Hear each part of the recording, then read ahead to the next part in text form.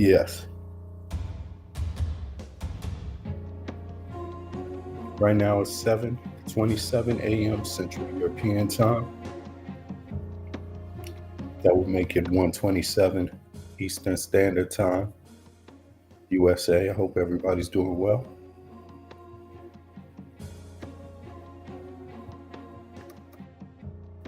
As I sip my early morning coffee here, taking back the news. Made a little notes today. Made some notes. Yes, I do that from time to time.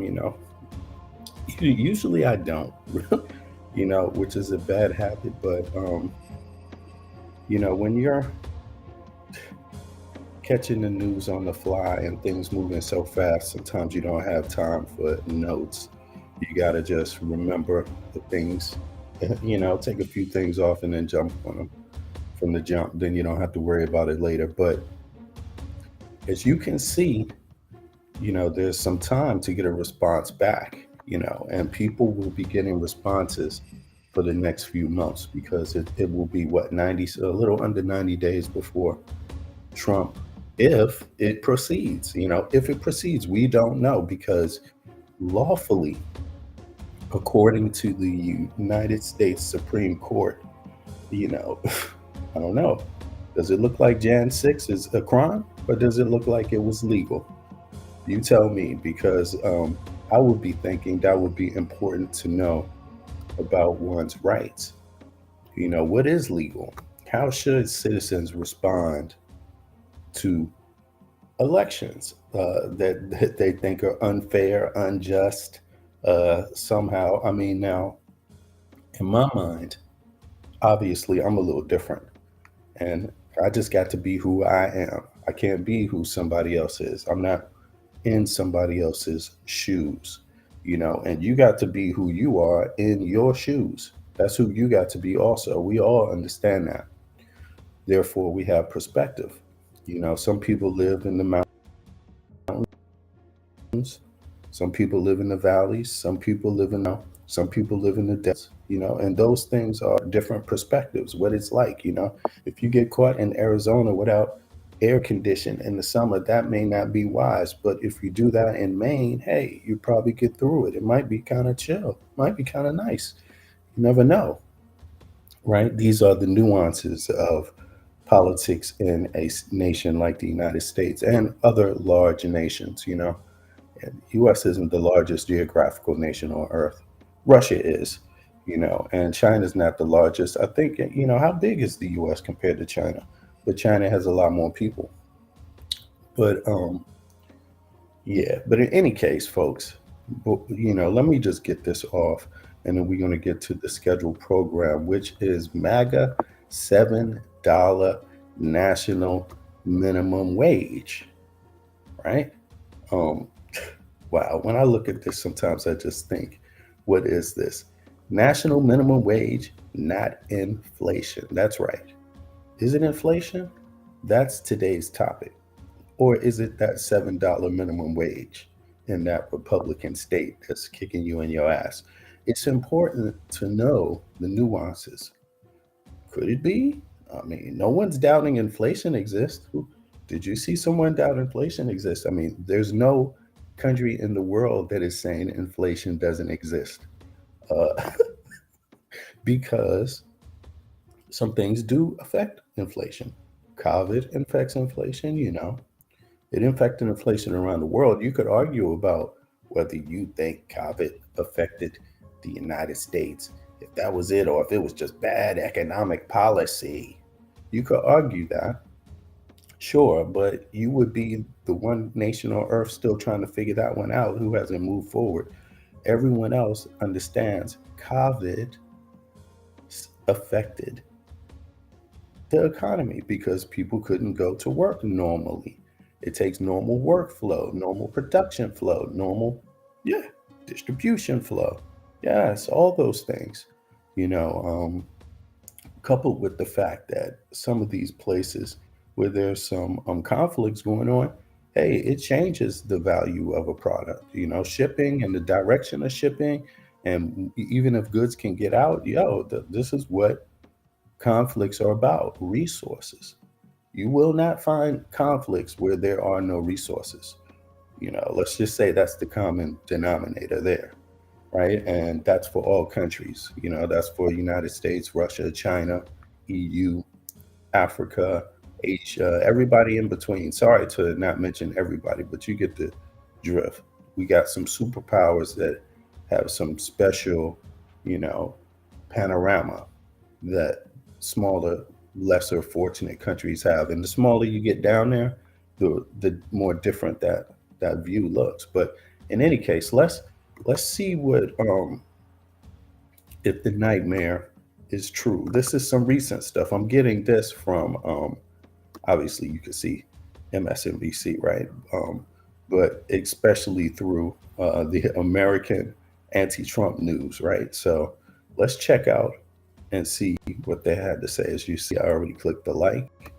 Now let's go here and check it out. The trolls feel even more emboldened than ever before. I'm just a girl standing in front of the world asking for a president who isn't a rapist. Request denied! The feel when we control your bodies. Hey, bitch, we control your bodies. Guess what? Guys win again, okay? Men win again. And yes, we control your bodies. Hi, I'm your Republican congressman. Hi, I'm your Republican congressman. It's your body, my choice. Now check this out. I wonder even what state is he from, but even as he says this, you know what? Even though he says that, right? While he says it, it's important to just take a look at this, like the words that he says, and then ask yourself, is he in one of those minimum wage states, like where it's $7 an hour? I'm serious. Look at this. That's the question I ask even right now. Is that a $7.25 an hour vernacular view panorama? That definitely sounds like 725. Now, I don't know if that's true, but I'm not assuming, but I'm just checking it out step by step. It could be because this guy is heavily MAGA. And as you can see, this map may not be 100% accurate, but it's accurate enough to illustrate this point. There's definitely a line of Republican states down there at the bottom, up in a row, right, including Texas too, that has a minimum wage of $7 an hour. Yes, that has not gone up since 2009. And that's when that minimum wage was set on the federal level in 2009. Since then, it hasn't gone up with inflation or without inflation. And states can do whatever they want. Nobody's holding a state back from raising the minimum wage. But the states are. They're holding themselves back from raising the minimum wage. Let's see what states raised their minimum wages and which ones didn't. Right? Since 2009. New York, Maine. Oh, Maine, they went largely, outside of that one district, went largely for Harris. They raised their minimum wage. New York, Massachusetts, Rhode Island, my God, Connecticut, New Jersey, Delaware, Maryland. I'm sure DC did. Let me check on DC. VA did, although it's $12. That's interesting. DC did $17. Illinois, yeah, that went to Harris, right? Minnesota did Minnesota go to Harris? Well, they raised theirs to 10. Okay. But in any case, you get my drift. Look, California, 16, right? There you go. Now look at the Republican states in the brown, in the tan. This is all $7 an hour minimum wage territory. All of that. Now, isn't this what was driving the calls for? Aren't these the people that were driving the sentiment behind The economy. It's the economy. It's the economy. Isn't that what they said? They largely said that it's the economy. It's the economy. You know, and right, but economy is a, just saying economy. In what context is it the economy? In what context? Is it the economy on a federal level? Something the feds can do something about? Is it? Is it something the president can do something about? Hmm. Eh, well, let's just say that's not the key element. The key element here is, will Congress do something about it? Yes. Republican congressmen, representatives from those states that haven't brought their minimum wage up since 2009. They would have to do it. You could issue an executive order, but that could change or end at any time. You know, to make it law and to make it the norm in your life, so you don't pretty much have to think about it again, is done on the state level because the states have that much power in the U.S. Yes, they do, and you often hear that coming from Republicans, that kind of thing, states rights. And they usually say it regarding abortion matters. But you don't hear them talking about, do you hear them talking about states' rights with minimum wage? Nope. So here is a map you can use to contrast abortion rights, anti abortion rights, at the same time that you have, pretty much horrible minimum wage. Pretty much, pretty much devastating minimum wage that you would not be able to keep a roof over your head if you took a job that pays that, pretty much, right? Where would you live? In a shack? How much money is that a day? 728. I mean, 725, right? Isn't that what that is? 725. Yeah. How many hours a day you got to work? 8 hours. It's $58 a day for 8 hours. $58 a day for 8 hours. That's not looking too good. Yeah. So that's 25. You got to buy some food, right? Now, then what you got to spend on that rent? If you got to go to a hotel, that don't pay for a cheap hotel either. It doesn't pay for a dirtbag hotel. Let's say you decided to work because 8 ain't cutting it. Let's say you decided to work 12 hours. That's $87. You're working 12 hours and you're not even up in the $100 realm. So do you think that there is like really a serious problem with what do you call this when you have these two things that are supposed to be opposite from each other sitting on the same side, in the same party?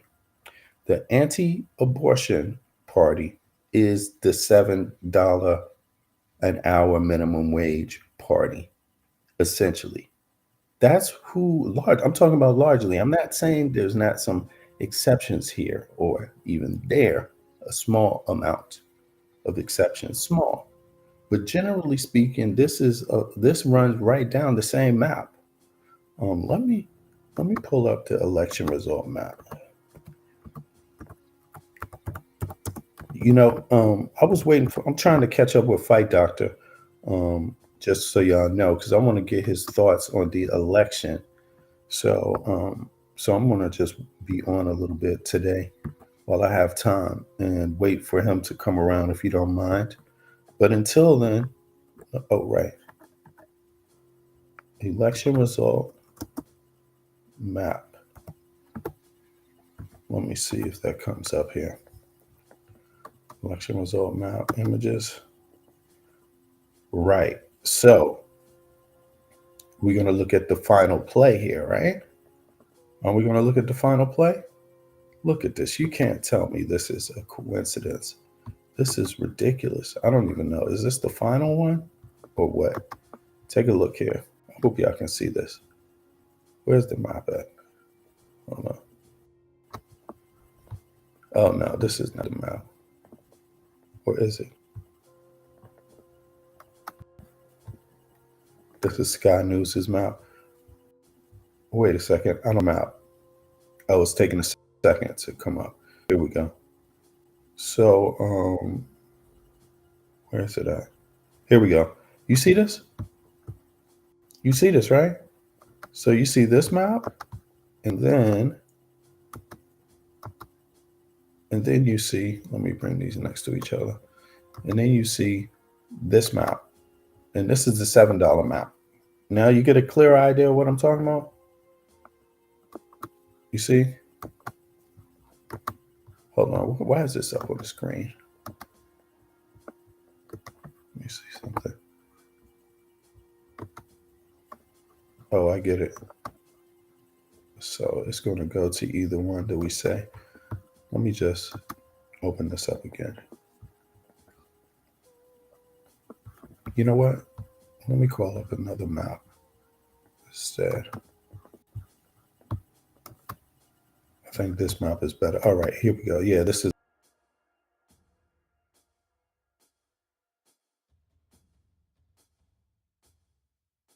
the actual official. Now look, you see map 1, right? And here is the $7 map again, as you can see, right? So you get, oh, hold on, isn't that up? Oh, wait a second, you guys can't see it. Okay, let me double check this, y'all. How about that?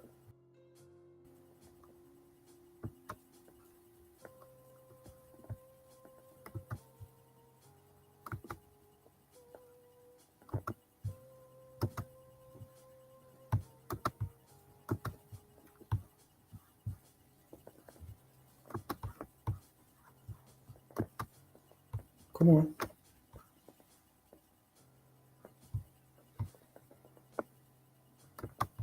All right, something happened here. Let me pull it back up.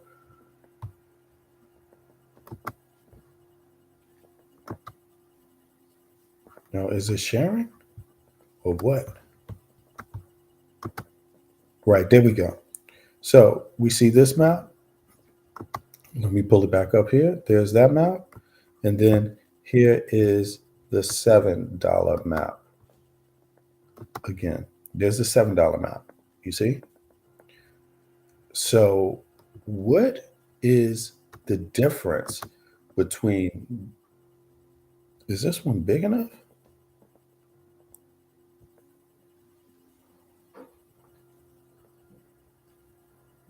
If I go to images, how come it's not just coming up as an image? You know?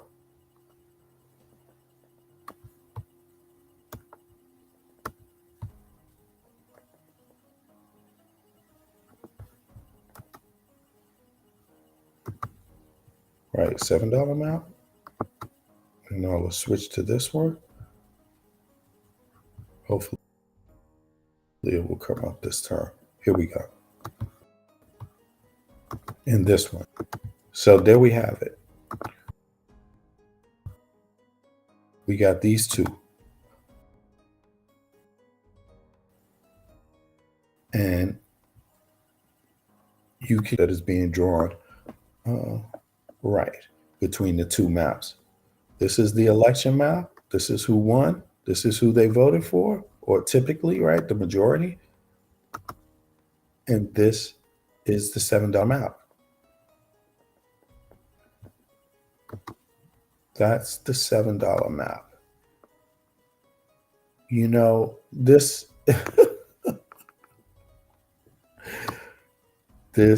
I mean, so in essence, you could say that, let me go here. Let me see here, $7 map. When is this produced, this article here? What's the date? This is October 17th, 2024. So I don't know if that's going to change in the next month or two, or if some laws have been passed that haven't come into play yet, that maybe first come into play in 2025. Who knows? Sometimes things like that can happen. But this looks about right. So this looks about the same, right? Missouri and Arizona, these two right here, Missouri and Arizona, they raised their minimum wage though. That would be one difference to $12.11. So $11 is Arizona and $12 is Missouri. Outside of that, the map is the same. Texas, yeah. Okay. Then maybe when you get up into South Dakota and North uh, Nebraska, South Dakota and Nebraska, they're blue too. I mean, they raised their minimum wage, right? So let's go back to this map. You see, but pretty much the rest is the same, is what I'm saying. There's a pattern there, and so there's a pattern in thinking as well.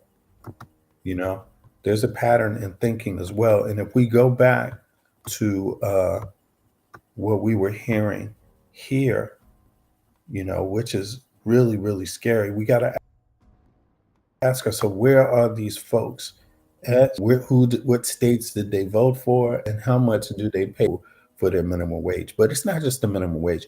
What other factors are there, right, that you don't deal with in democratic states? Things that could be helpful, but in democratic states don't have it. Public transportation, maybe. You know, I mean, democratic states has it. Non-democratic states or Republican states don't largely. Could it be that? You know, transportation. Here, let's check this out. I think you can see this now, right?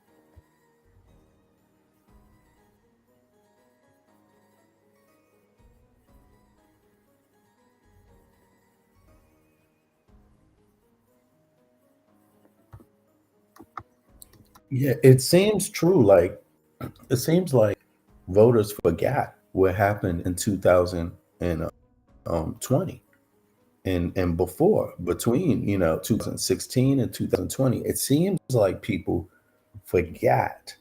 Like this is a pattern.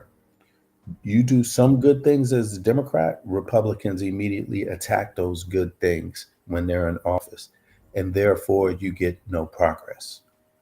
It's not that Republicans have a policy towards middle class or the people that are at risk either. They're not even a part of their policy in a positive way unless it's penalize people. You see, and again, this map is a good illustration of that, of what I mean.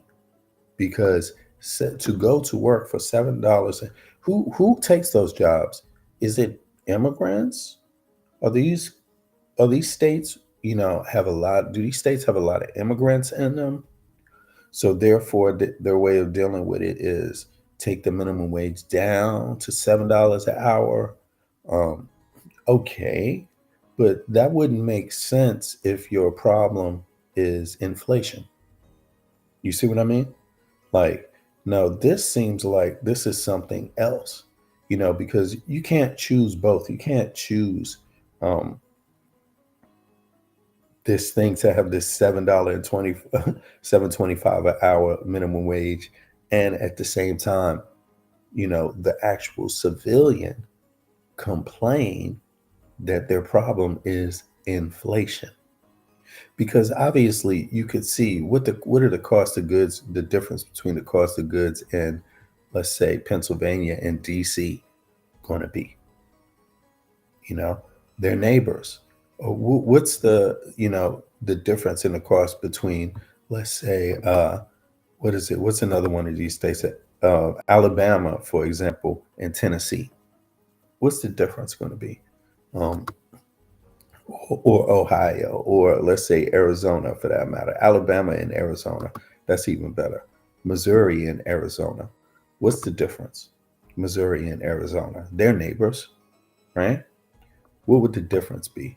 Um, I wonder. I don't think it's that big of a difference to justify the difference in the minimum wage like this. I think it is some other hidden hand reason that Republicans don't talk about when it's time to talk about the economy. You see, because if you raise the state minimum wage, that means you have to pay people more money in that factory, in that warehouse, in that wherever, even if you're picking some fruit, right? But you can't have it both ways because the cost of goods go up. So when you raise the minimum wage, like Virginia, Ohio, DC, it's because the cost of goods, the cost of living in general goes up across the nation. Is the cost of living going up across those states? Yes, it is. So, of course, the first thing you turn to is the minimum wage because that helps everybody. You see, especially the middle class and the most at risk. That helps them the most to raise the minimum wage. But what you see here is a split where you see business people wanting it to be 7.25 an hour, right? People that own, I guess, warehouses, other things, oil would be here in Texas. They got a lot of oil.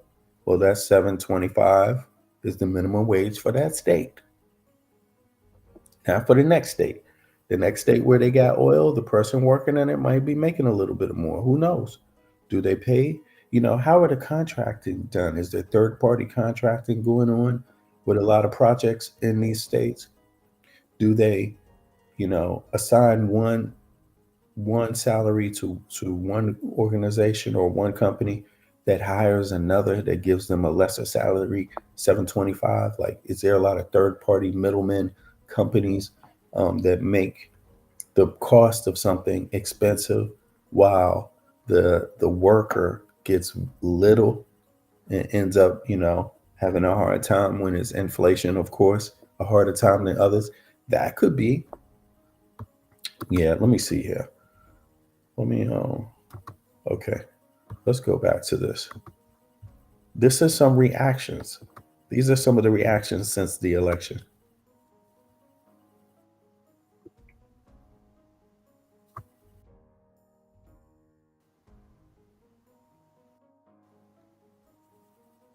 Yeah.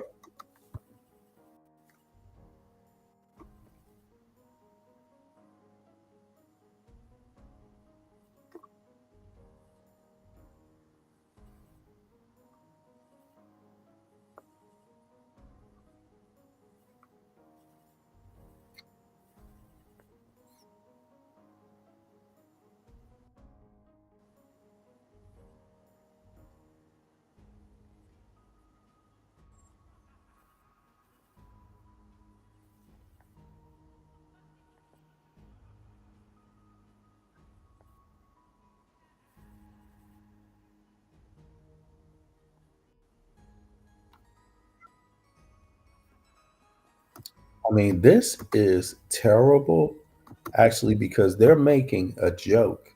I don't know if that's a joke or if that's serious, but it doesn't even matter because even if it's a joke, it's just as serious. Joking about this kind of thing cannot be accepted. They're talking about human rights. That's really what this conversation is about. And this guy is playing around with it in the most powerful nation on earth, which would make us more like many of the nations that we claim to criticize for human rights. Yes. I mean, talk about other people and how they treat their people. You know, that's what conversation this is. Except this time it's looking in the mirror as an American, you know, our people and how we treat our people, us and how we treat our people. is the human rights conversation here, and it's not looking good. Just a year ago, 2 years ago, all these same people would be talking about Muslim nations, how they treat their women. All these same people. That's exactly what they would be doing. They would be saying this about a lot of these folks. I mean, they said it about Afghanistan. They have personal feelings about these kind of people that control their women. They definitely do. And they speak about it all the time. And it's normally accepted, not even as grossly as this has been towards our own women, but even less grossly. But the feeling is there. People get the feeling. They don't have to exaggerate to understand what they think about nations that control their women through religion. And this is a religious thing here because this is not a health thing. See, the health services would be the human rights side of it. Healthcare would be the human rights side of it. The right to healthcare. That is what an abortion is, far more than it is anything else, in the US. But how these anti-abortionists think is they're heavily religiously indoctrinated in Christianity, quote unquote. They call it Christianity.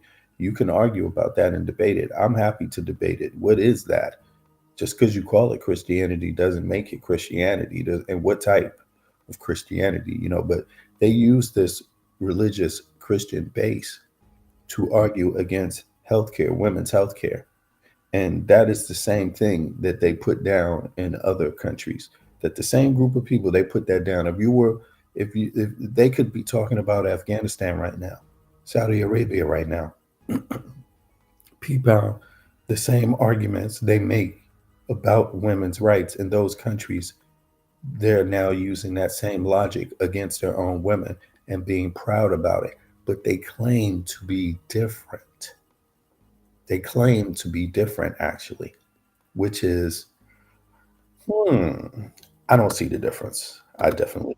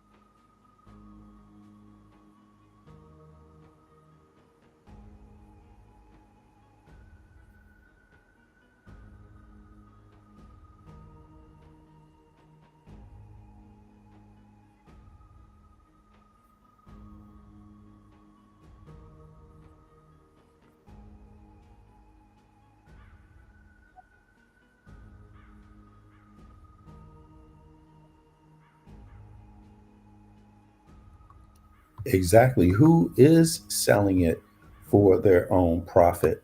Because it is being manufactured.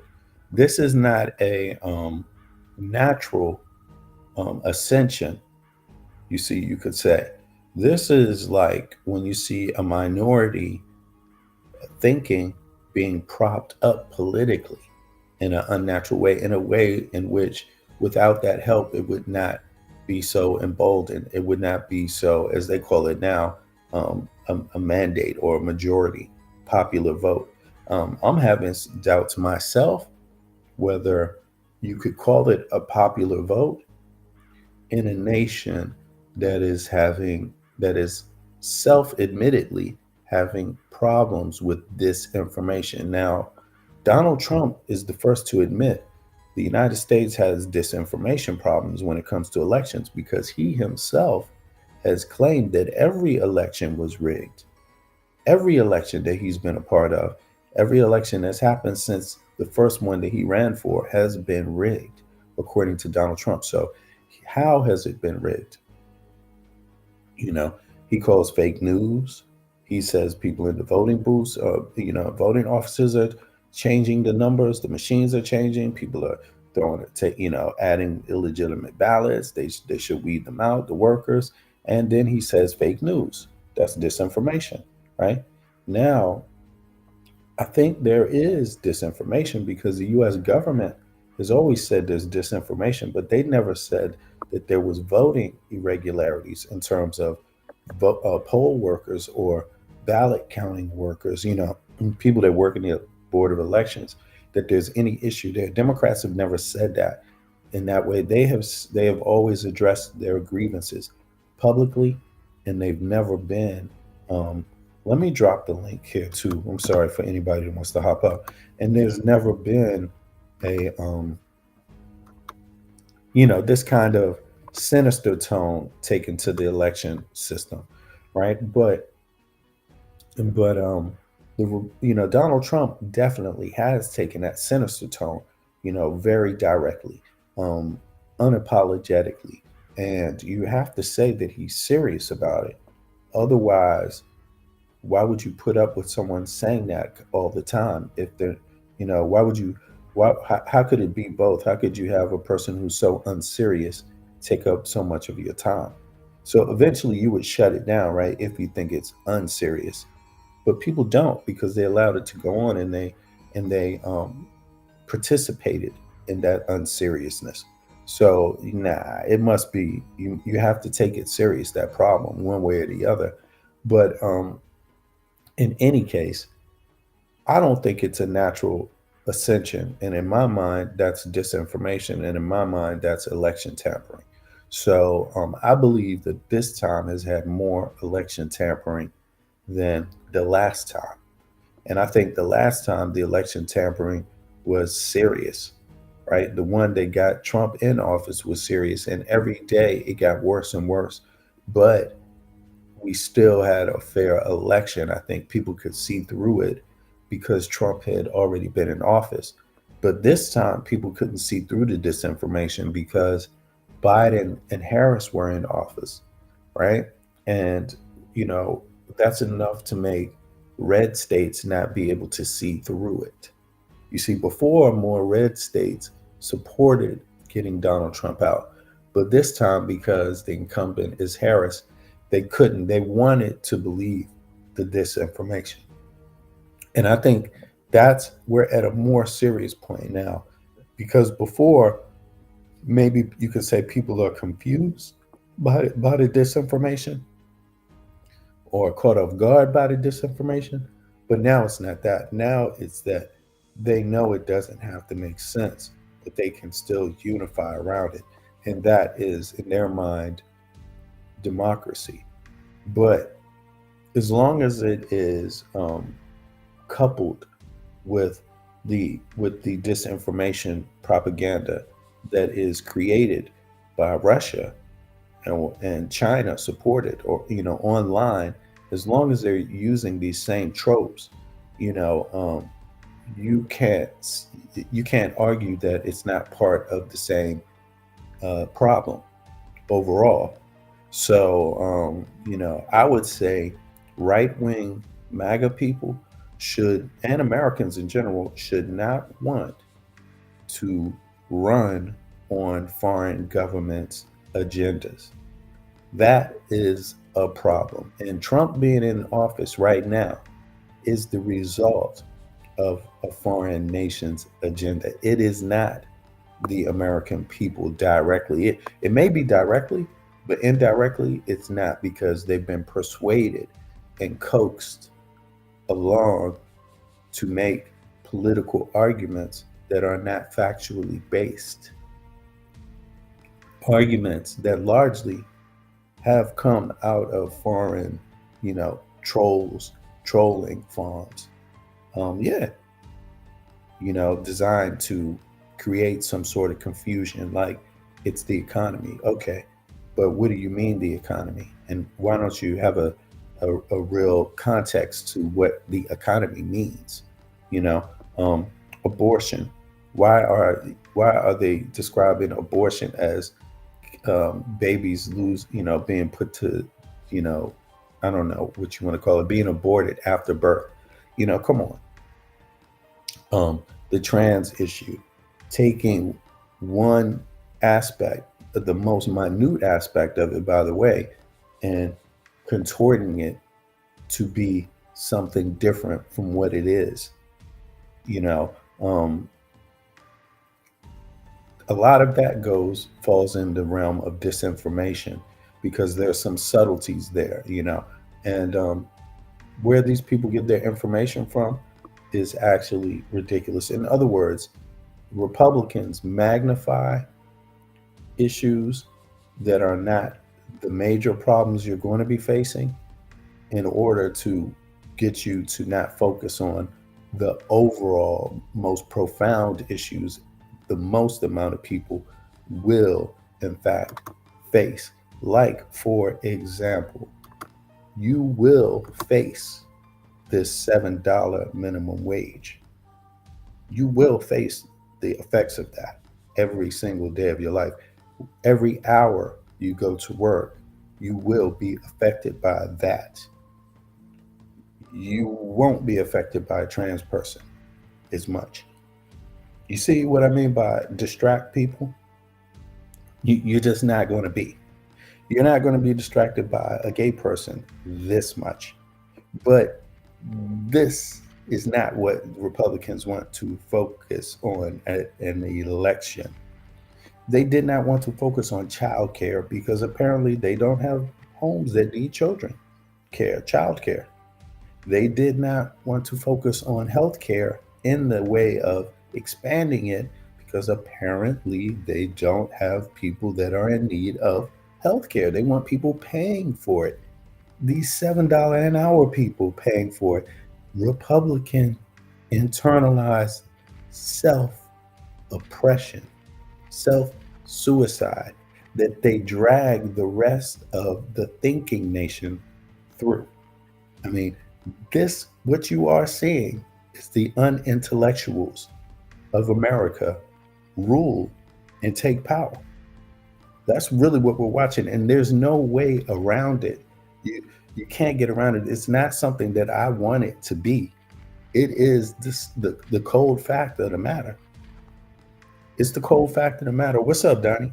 Yeah, man. It is the cold fact of the matter.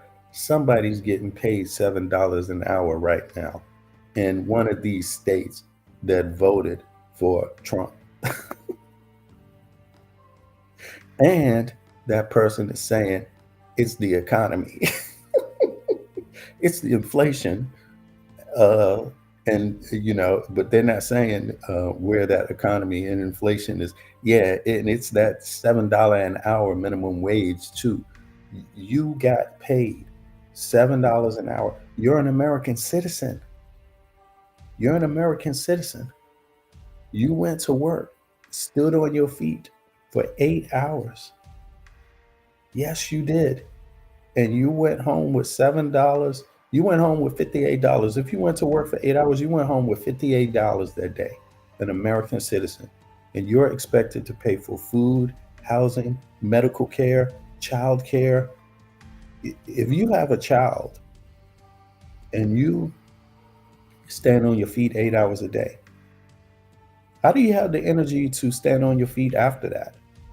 And then where are you going to get the resources to pay for the other things you need? That automatically screams welfare. $7.25 an hour. That is screaming welfare. That is screaming, I need assistance. It's giving. It is giving the economy. It's the economy. It's giving. It's the inflation. Do something about the inflation. It's giving that. But I hope these same people, when it's time to vote for their congressional members and their Senate members, remember this 725 an hour. Somehow, because of the disinformation, I don't think they will. I don't think they will. And somehow, because of their congressional members, their home rule representatives also, whoever is on the home rule level, the governors, all of this might be the governor, I think. This might fall on the Republican governors. Um, but also they can approach it from the outside if they have the majority votes in the Congress and in the Senate. It doesn't have to be the governor's choice. You see what I mean? But it's damn sure not the president's choice. Donald J. Trump can't do nothing about this except an executive order overnight that could be changed back at any time by the next president.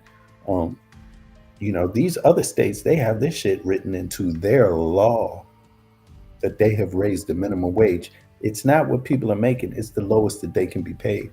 So, you know, same thing, because if it's good for one, it's good for the other. If the lowest that somebody else can be paid is 725, then that's also the lowest you can be paid too. You be the judge over that, if you think that's a good conversation to be a part of. I don't want nothing to do with 725. Yeah.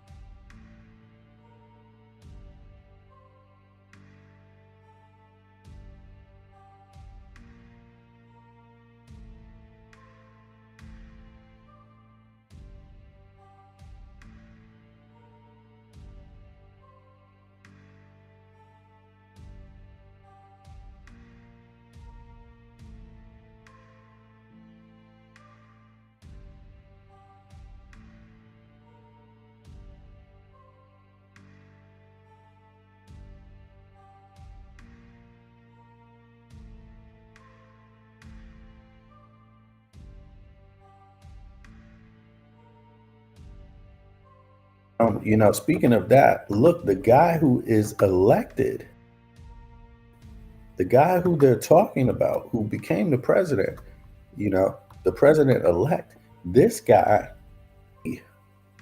ripped off his own state people, his own city people, the city where he grew up in, right? Oh, Donnie, is there no sound? Let me check it real quick. Thanks for telling me, 2 seconds.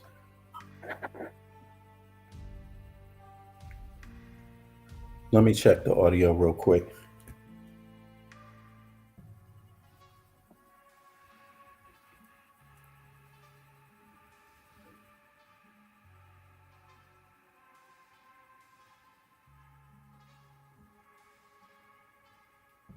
Two seconds.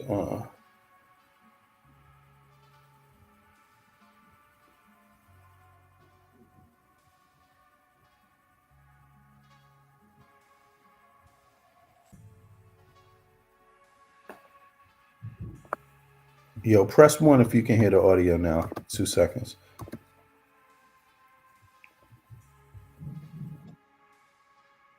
Yeah, let's go back. Um,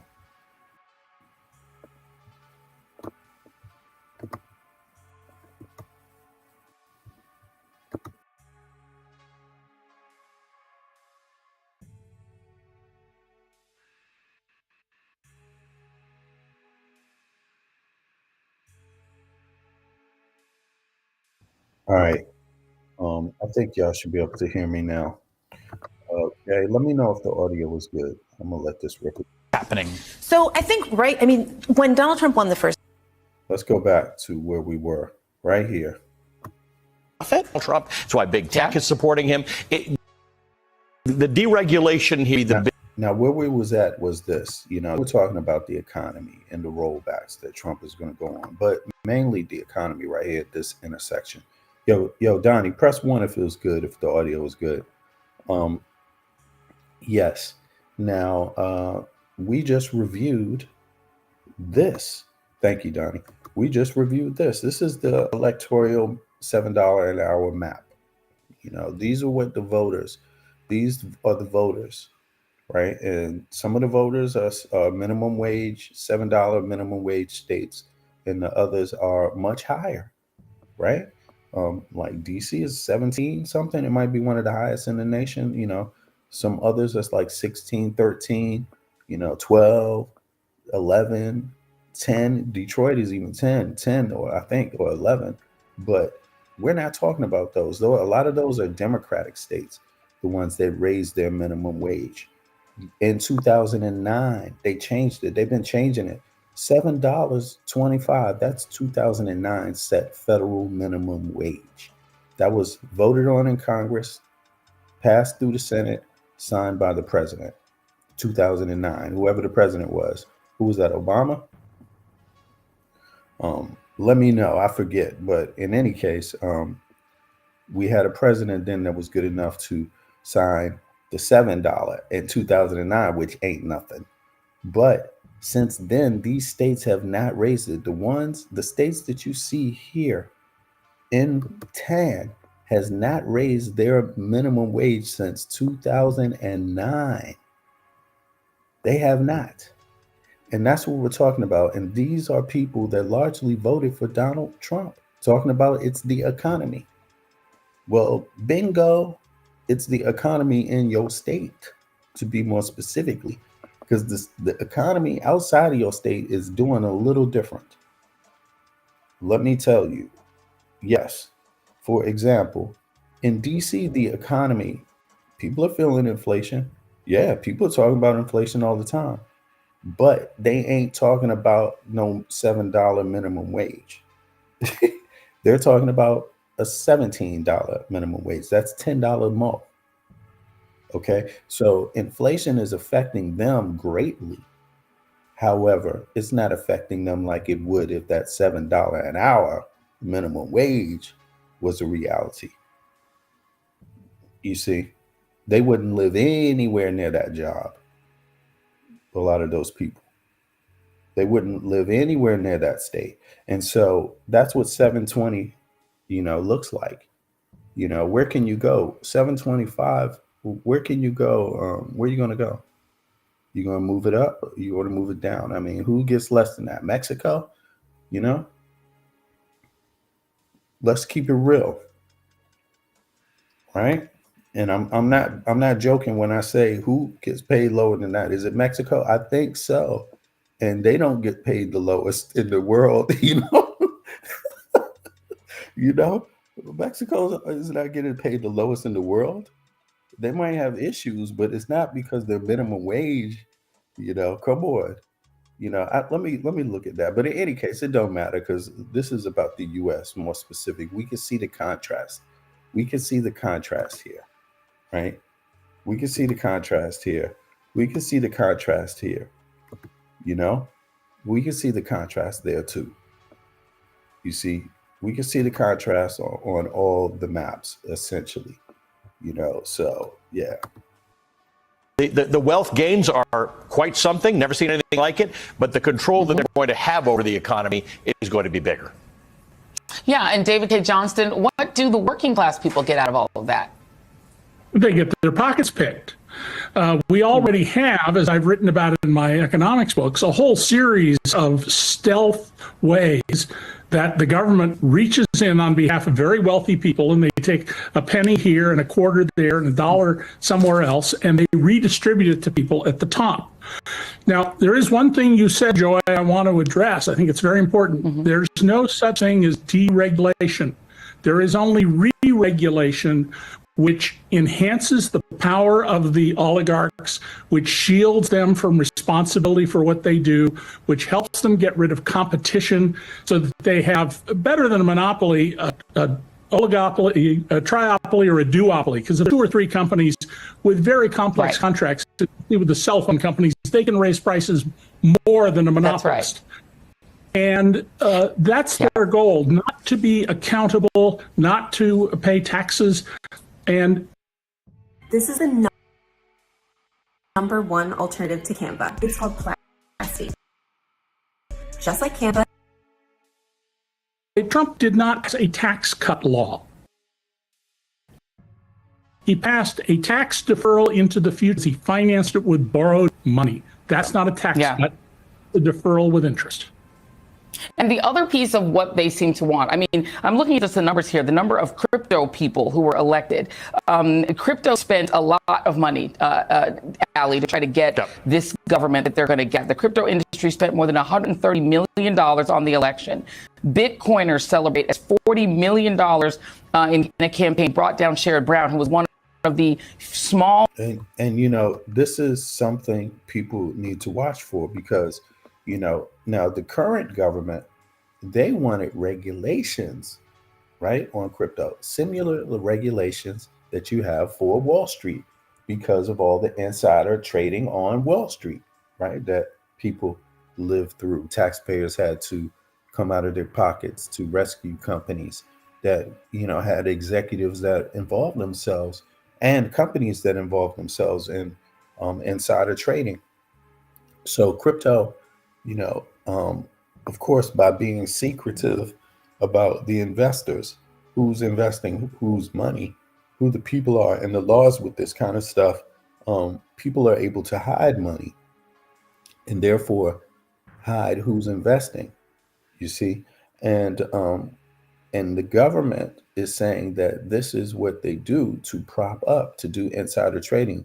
Number one, to do insider trading, to manipulate the value of the crypto, to get people to buy in. Like, for example, right now, the value goes up.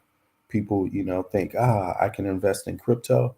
But what you're not realizing is that you're engaging in something that has less regulations than the rest of the market. So eventually, the real value and the real investments will have to be shown, or the rest of the market has to be deregulated. But again, is that what the public wants? Does the public want actors hiding their investments?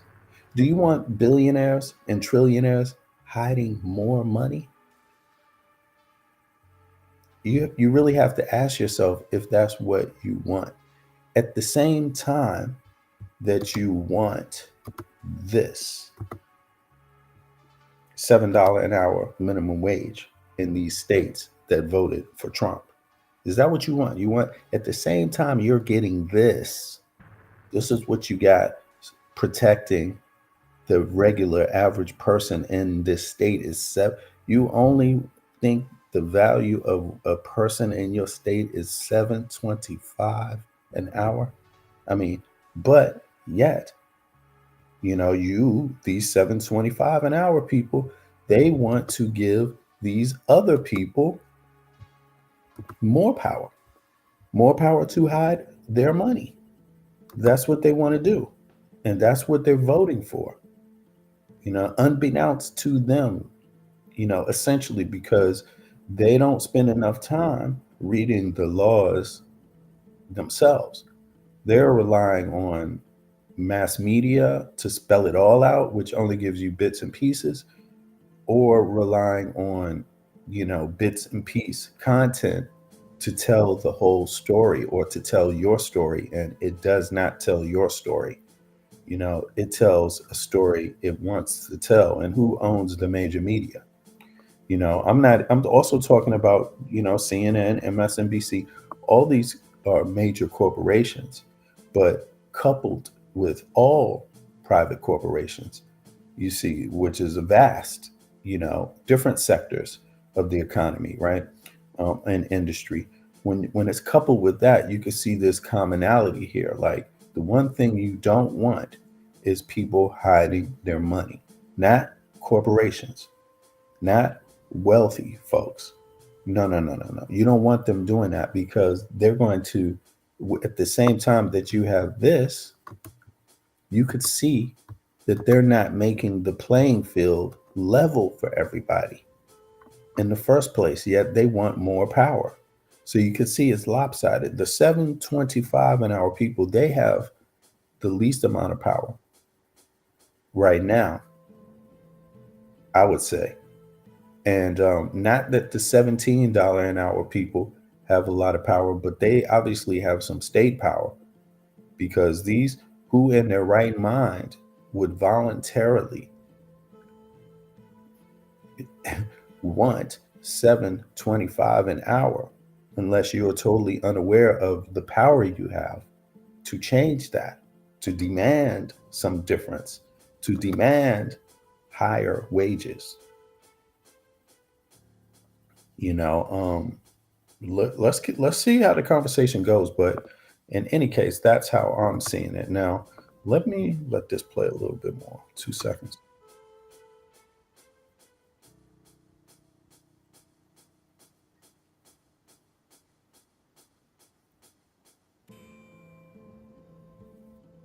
Oops.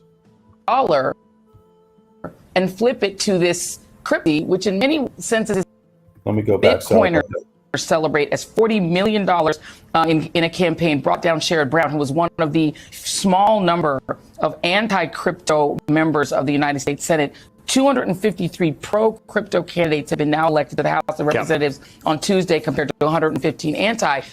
They want to mess with the dollar and flip it to this cryptocurrency, which in many senses is kind of a pump and dump, right? They get rich. It's a little bananas, but there's a whole, Donald Trump's entire company is a pump and dump, right? Like that's exactly what's going on here. But keep in mind, look at the trajectory of the big oil that wants deregulation, right? Drill, baby, drill, and don't put rules on me. Don't have this fake China hoax that's called climate change, all that. So a traditional company like oil, all the way into tech and crypto. It's all the same stuff. These are the things that are ahead of us that we haven't quite figured out how we're supposed to manage. They would rather have somebody say, don't manage it. This is a free economy. Let it do what it has to do. And yet Elon Musk had the temerity to say openly that people are going to suffer a little bit. There's going to be a little bit of hardship, but we're going to get through it. There's not going to be any hardship for Elon Musk. There's not going to be any hardship for Jeff Bezos. That's the thing. That's the trick, right? The idea is that you all will have some hardship. Stock market's doing very well. It's had its best week all year. That's amazing. But, only the top 10% get most of the benefits from more than half the benefits in the stock market go to the top 10%. So this whole system has been rigged under our noses for this to work. And unfortunately, Exactly. And, again, it goes back. It behooves most these $7 an hour American citizens to do something about that, to recognize that, because if they don't, these wealthy people, they will have given the few, you listen to these people and they're always talking about, there's somebody trying to own the U.S. The rich people are trying to own the U.S. Yeah, because you keep voting for them. You keep voting for these wealthy corporations, these few rich people, to get all the benefits, to pass all the laws, essentially, to underwrite most of the laws. You're giving them their representation by voting for them when you're the one that least benefits from it. It's sad. It's pathetic. It's really, really bad. And all I'm saying is that I really think Americans they're having a problem right now, and the problem's got to get solved before this country is going to move forward at all. Right now, the economy, the GDP at least, has gone up $1 trillion a year for the last 25 years. You see, and it may be a little more, but maybe more, but the GDP, the corporations have been making loads of more money than they've ever made. Now, how you could make that much money and not be in a nation that has universal health care, has free education like technical school or university, um, doesn't have, I mean, I'm talking about, yeah, and then what, health care? What, elder care? Things like that, elder care. You know, it just really, really makes me wonder what's going on. But this is a big problem when you have this amount of people that have been convinced that they do not automatically deserve better, no matter what, on all fronts. I don't understand what is going on. It is literally poor people voting for wealthy people. That's what we have here. And on one side, we have one group that is the Dems, who are like, we may not be, we may be more representative of the people, but we're at least advocating for laws for the people. This other group, the Republican Party, has poor people advocating for the wealthy only.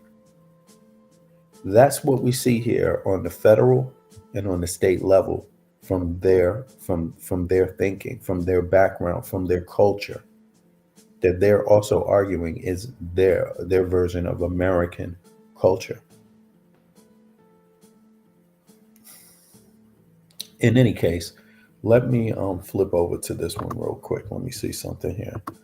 There's some other interesting things, and there's more, but let me go to the shorts here.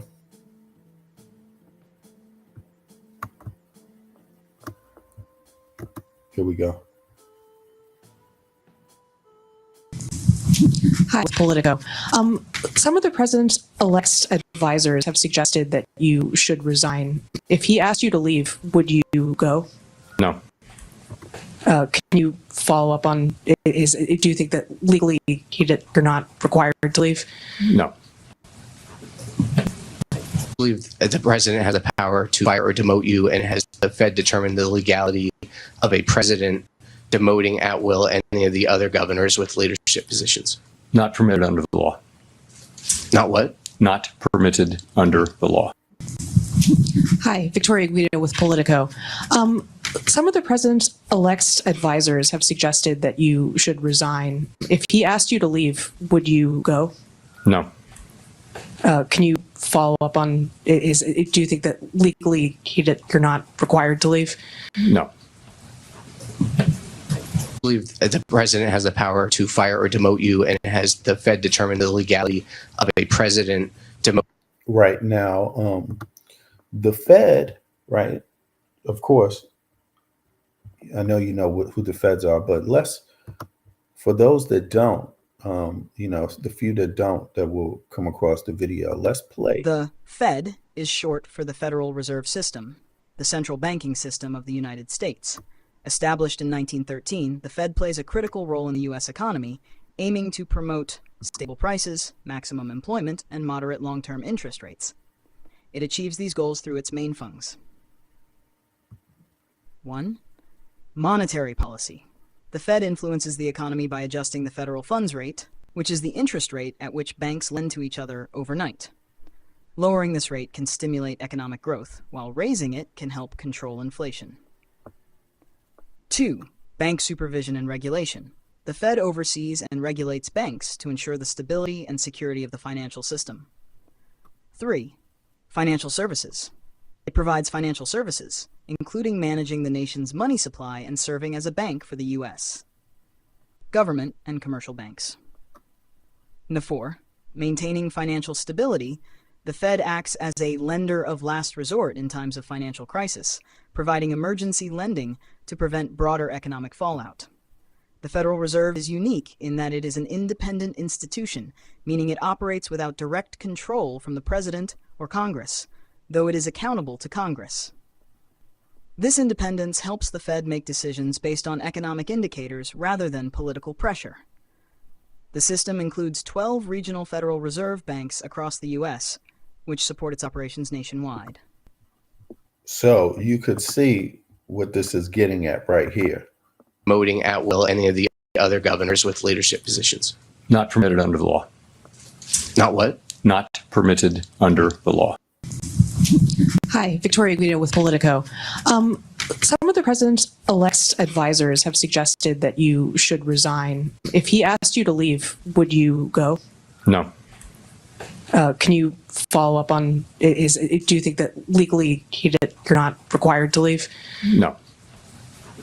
I believe the president has the power to fire or demote you, and it has the Fed determine the legality of a president demoting at will any of the other governors with leadership positions. Not permitted under the law. Not what? Not permitted under the law. So you can see here, the Fed operates, I don't want to say autonomously, but let's go over this one more time quickly. The Federal Reserve is unique in that it is an independent institution, meaning it operates without direct control from the president or Congress, though it is accountable to Congress. This independence helps the Fed make decisions based on economic indicators rather than political pressure. The system includes 12 regional Federal Reserve banks across the U.S., which support its operations nationwide. The Fed is short for the Federal Reserve System, the central banking system of the United States. Established in 1913, the Fed plays a critical role in the U.S. economy, aiming to promote stable prices, maximum employment, and moderate long-term interest rates.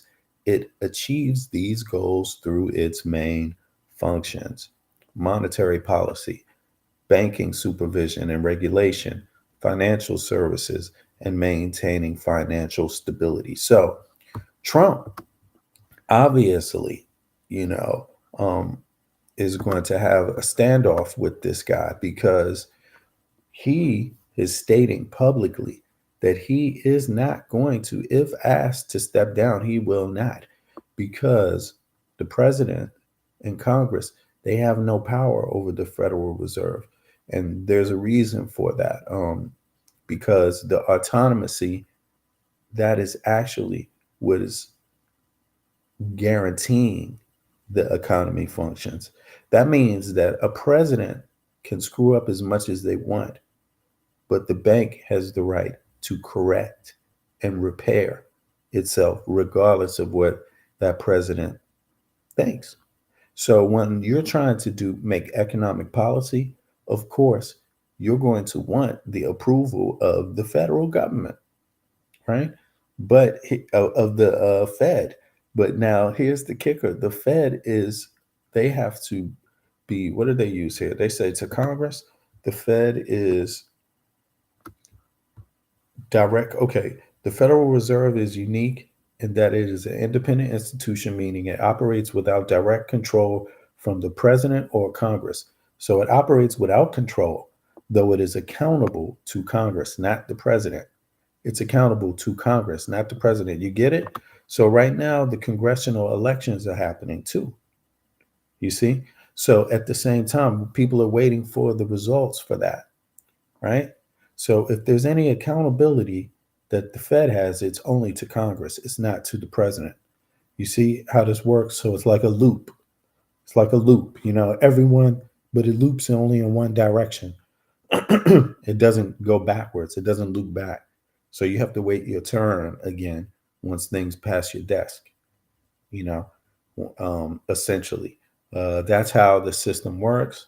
And of course, the more engaged people are in it, the more people will understand how it works. Because even myself, sometimes, I have to, remind myself and stay up to date.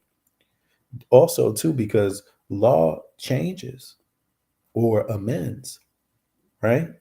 It amends itself, and it has the potential to amend itself anytime Congress goes into session.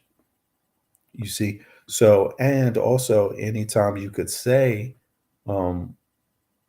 anytime a president makes an executive order, too, even though it won't amend the law, it will sanction it, or, it can do some immediate things that have current effect without permanent effect, they could easily be overturned later at some other point, but at least they have that small amount of temporary power, a president, you could say.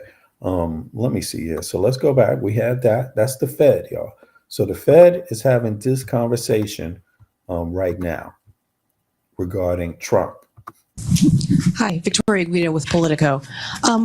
Some of the president-elect's advisors have suggested that you should resign. If he asked you to leave, would you go?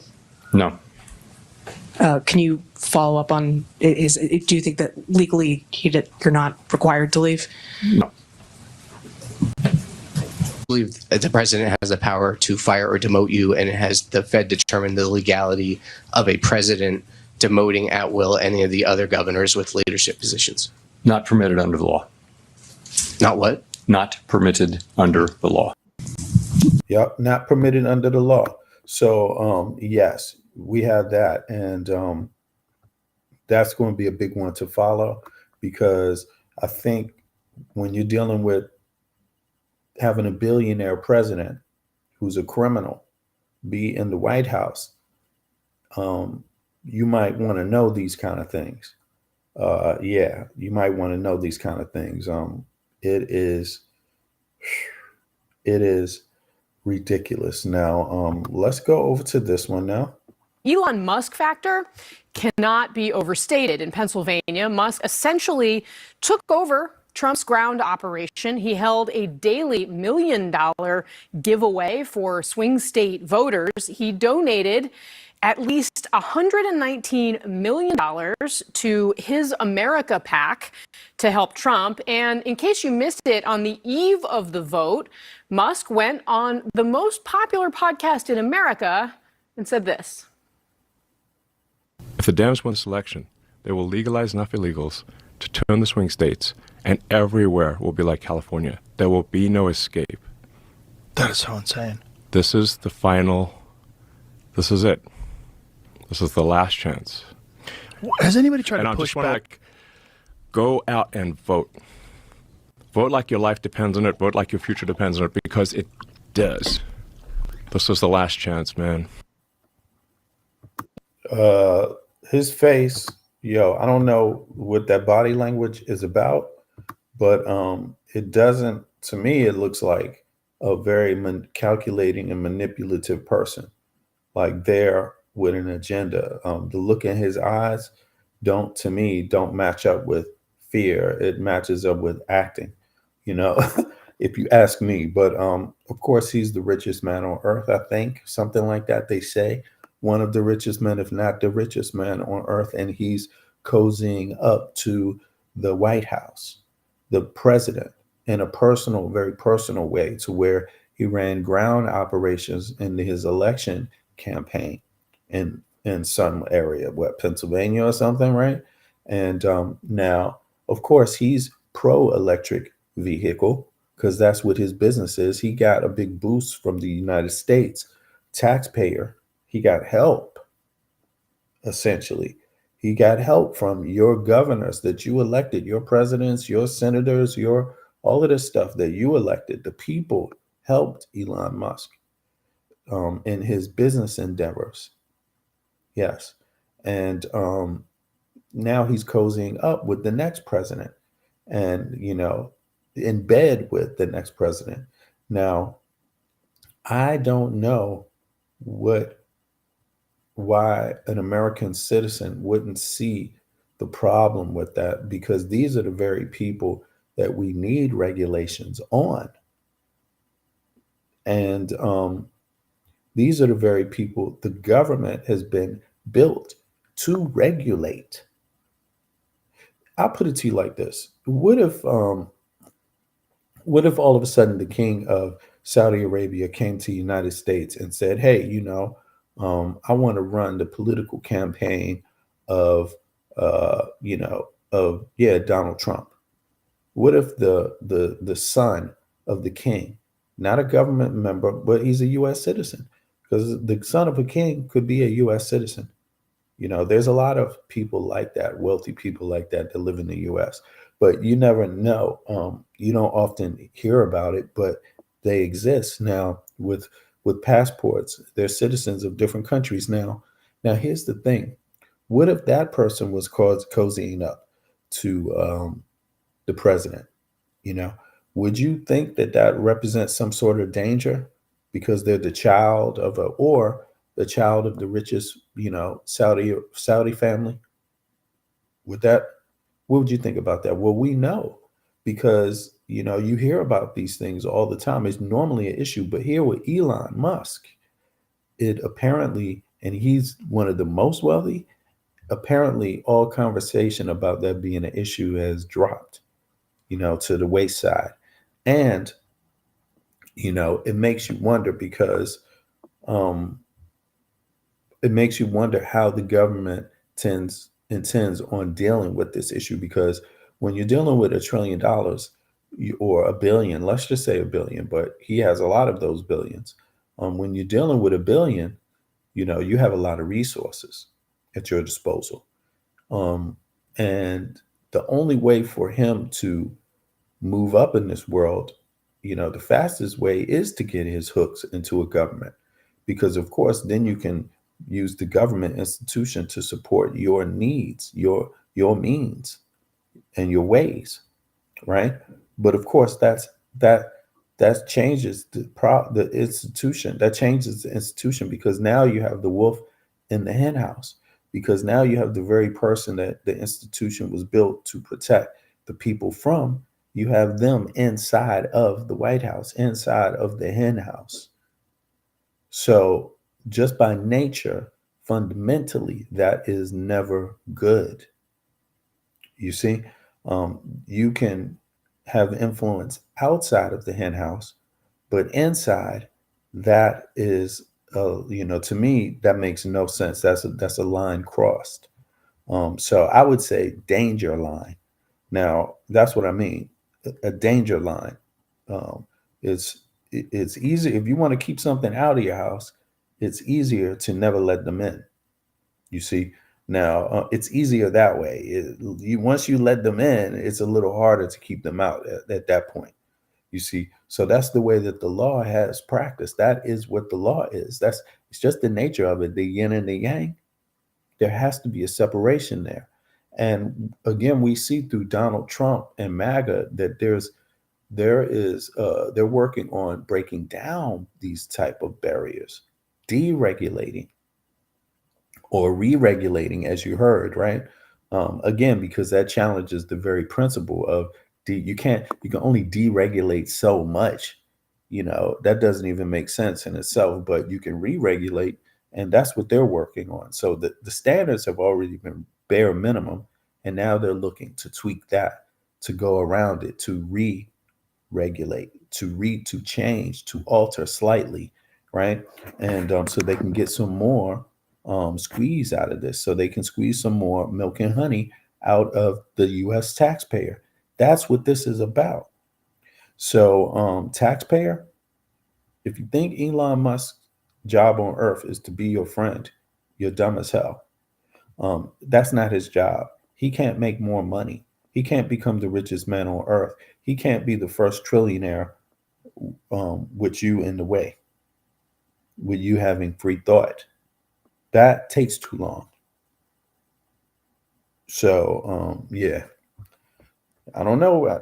You can't have it both ways. You don't have to be, the relationship doesn't have to be personal, but it's fundamental, to understand the different players at hand here, the different goals in mind. Government is there to protect the people from wealthy business people.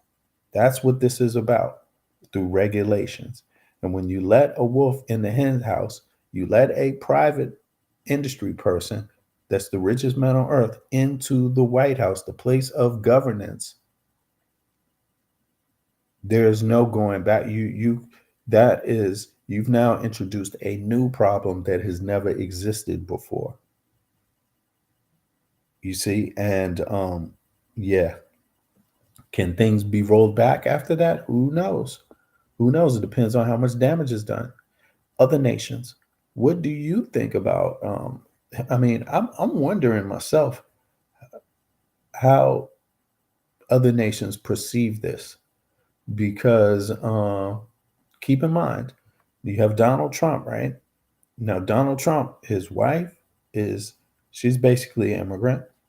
Elon Musk is basically an immigrant, right? But he's always talking about these immigrant policies, this immigration thing. Now, we know through decoded language, if you just pay attention, what he means is brown immigrants and black immigrants. He doesn't mean, the white ones. Let's just be honest about it. I mean, at least it seems like that.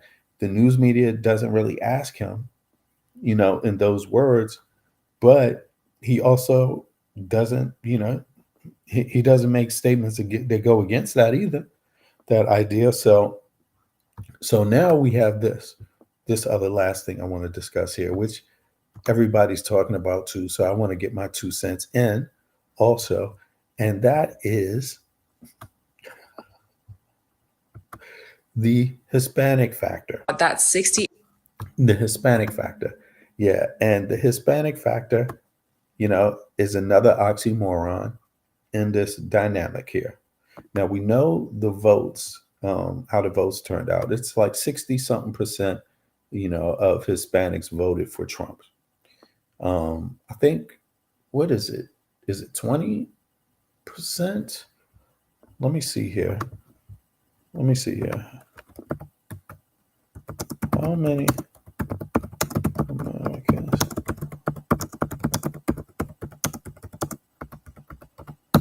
2024. How many Black Americans voted for Trump this year? 13% Black voters supported Trump. You see, those are two totally different. That's two totally different looks on it. So 60 something percent of Hispanics supported Trump. 13% African Americans supported Trump. Now, although they say maybe more African Americans supported, Black men, maybe more Black men or more may have supported Trump this year than the last time, but it doesn't matter. That still only culminated into 13%.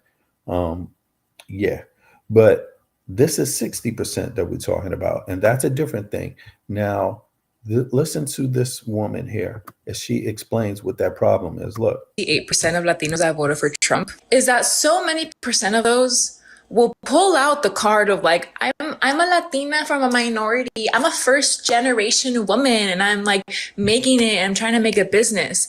You will pull out that card when it's beneficial for you, but then turn your back on your people when it comes to decisions like this. Like, did you forget where you come from, bro? Like, did you forget where your grandparents are from, where your parents are from? Because most of us are anchor babies. Most of our parents were not born in this country. Most of us are first gen born. Most of the people that pick up your strawberries for you to be able to buy at the supermarket.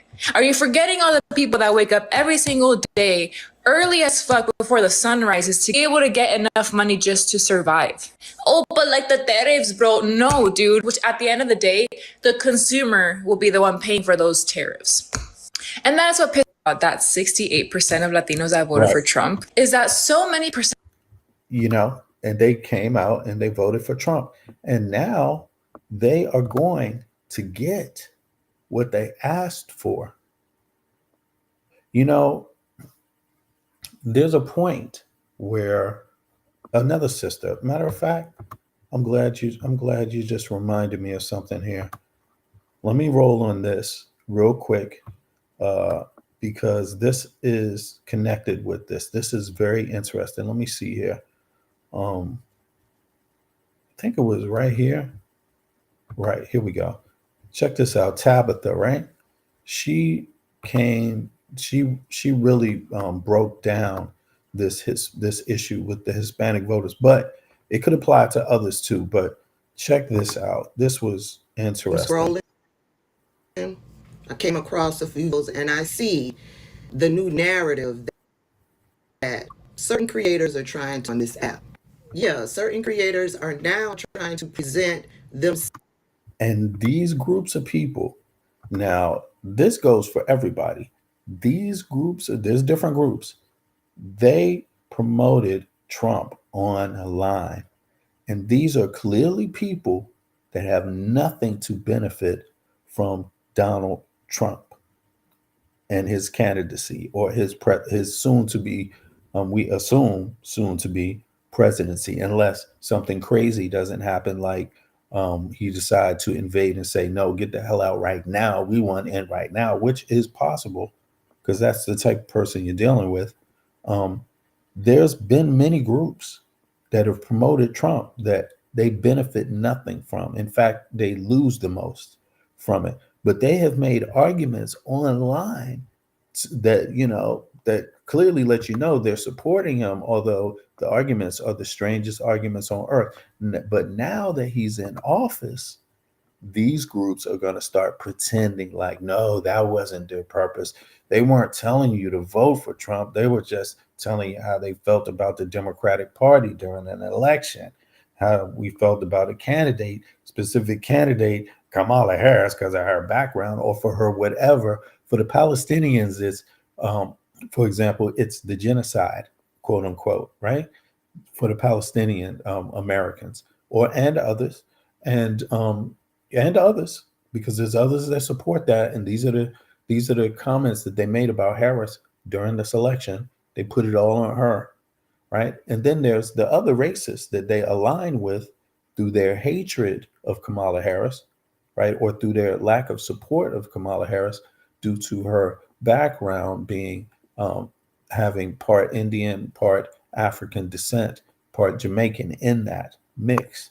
You see what I mean? They don't, as far as her ethnicity is concerned, they didn't like that. They questioned that. They challenged that.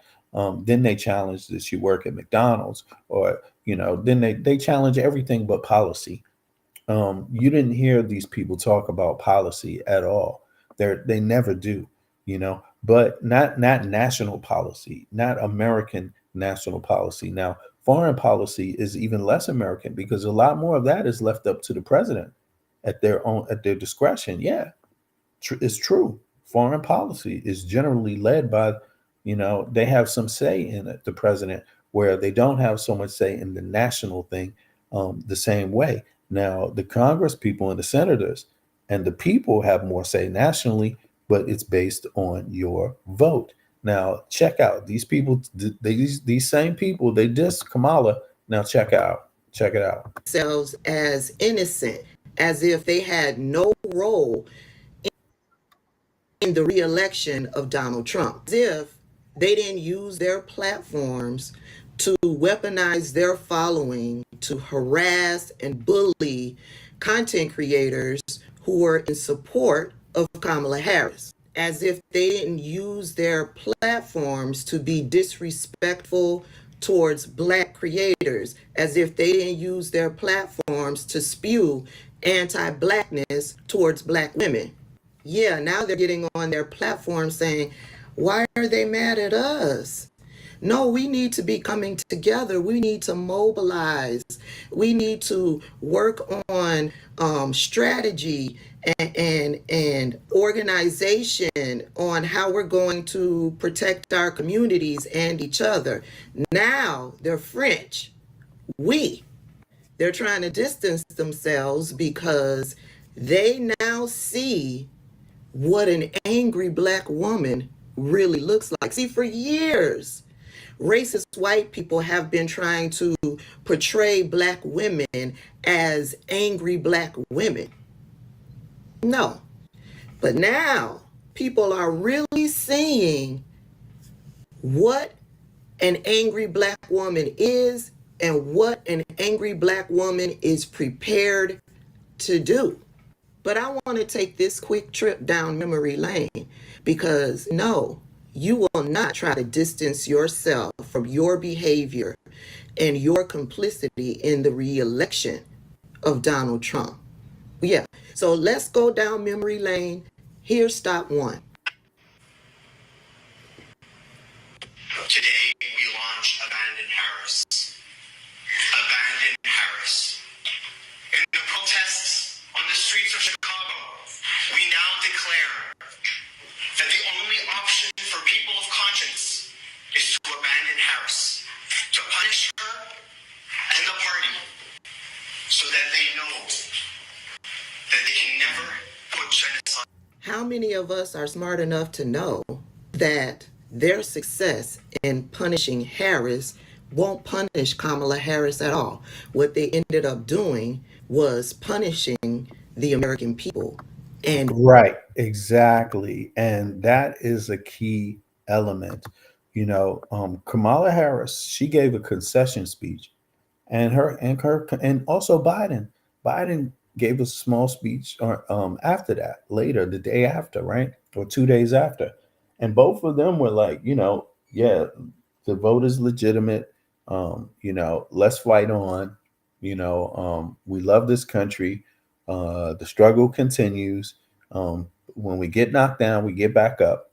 That was essentially their words on the matter, right? And then they went home. Biden was eating a little bit of ice cream like he normally does, and Kamala Harris left with a smile. Right now, they're not going to be affected, but the average American will be, including those people that supported Trump. I mean, it's very, very clear. Now, watch. really punishing Black people, including themselves. But you see, they didn't want to listen to us, Black women, who've been maneuvering through this racist ass political system for themselves, was punishing the American people and really punishing Black people, including themselves. But you see, they didn't want to listen to us, Black women, who've been maneuvering through this racist ass political system for decades, for hundreds of years. They didn't want to listen to us and get an understanding and how we should move through this so that we can get to the other side where all of us can benefit from a Kamala Harris presidency. Here's stop two, because yeah, they went from that to spewing anti-Blackness towards Black creators like myself. Keep Palestinians' names. And see, this is the thing about being consistent, and staying on your square, right? We actually, a lot of people, even Black people, like right now, she's talking about this particular group, but this could apply to many groups. This could apply also to Black men that supported and advocated for Trump, for example. The same message, right? Because what they voted for in Donald Trump will affect their own families, Black men's own families directly. You see, and starting with the mom, right? And then going over to the daddy, because if you live in one of these states like this, if you happen to be somebody who's getting paid $7.25 an hour, because that's what your state can afford on minimum wage, then I'm just questioning what else is going on. But here we go. What's up, Pumpkin? All right, here we go. Let's see here. She's just going to express it through dealing with this particular group. Now, you heard their attitude. The attitude, it ratcheted up actually to this point. Now, so you accepted, to Black men, I say the same thing. You now advocated a small percent, not Black men, but a percentage, a minority, an extreme minority, but nevertheless a percent advocated for Donald Trump. Now, you're going to see, because you accepted anti-Black racism in Donald Trump's overall theme, because you accepted it on a state level, because on the ground, because you accepted it on a federal level through Donald Trump's campaign, right? You now have emboldened fascists who will use that language towards you. They will think it's okay to use that language towards you. Now, this woman doesn't see herself as a Palestinian. She doesn't see herself as a fascist, right? Okay. Out of your mouth. Right. I'm a Kamala Harris president. To say in a place where African Americans fight for justice has benefited all people, right? Let's be clear about that. Now, we didn't do the fight alone.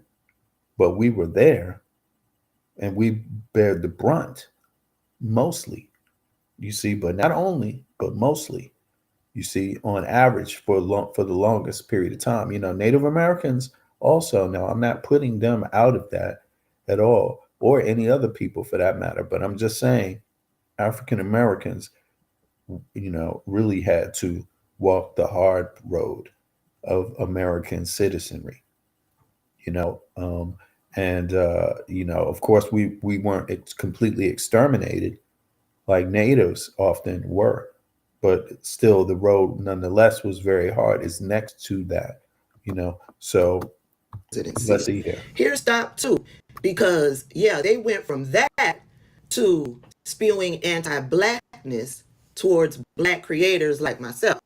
Keep Palestinians' names out of your mouth when you're trying to defend your decision. Oh yeah.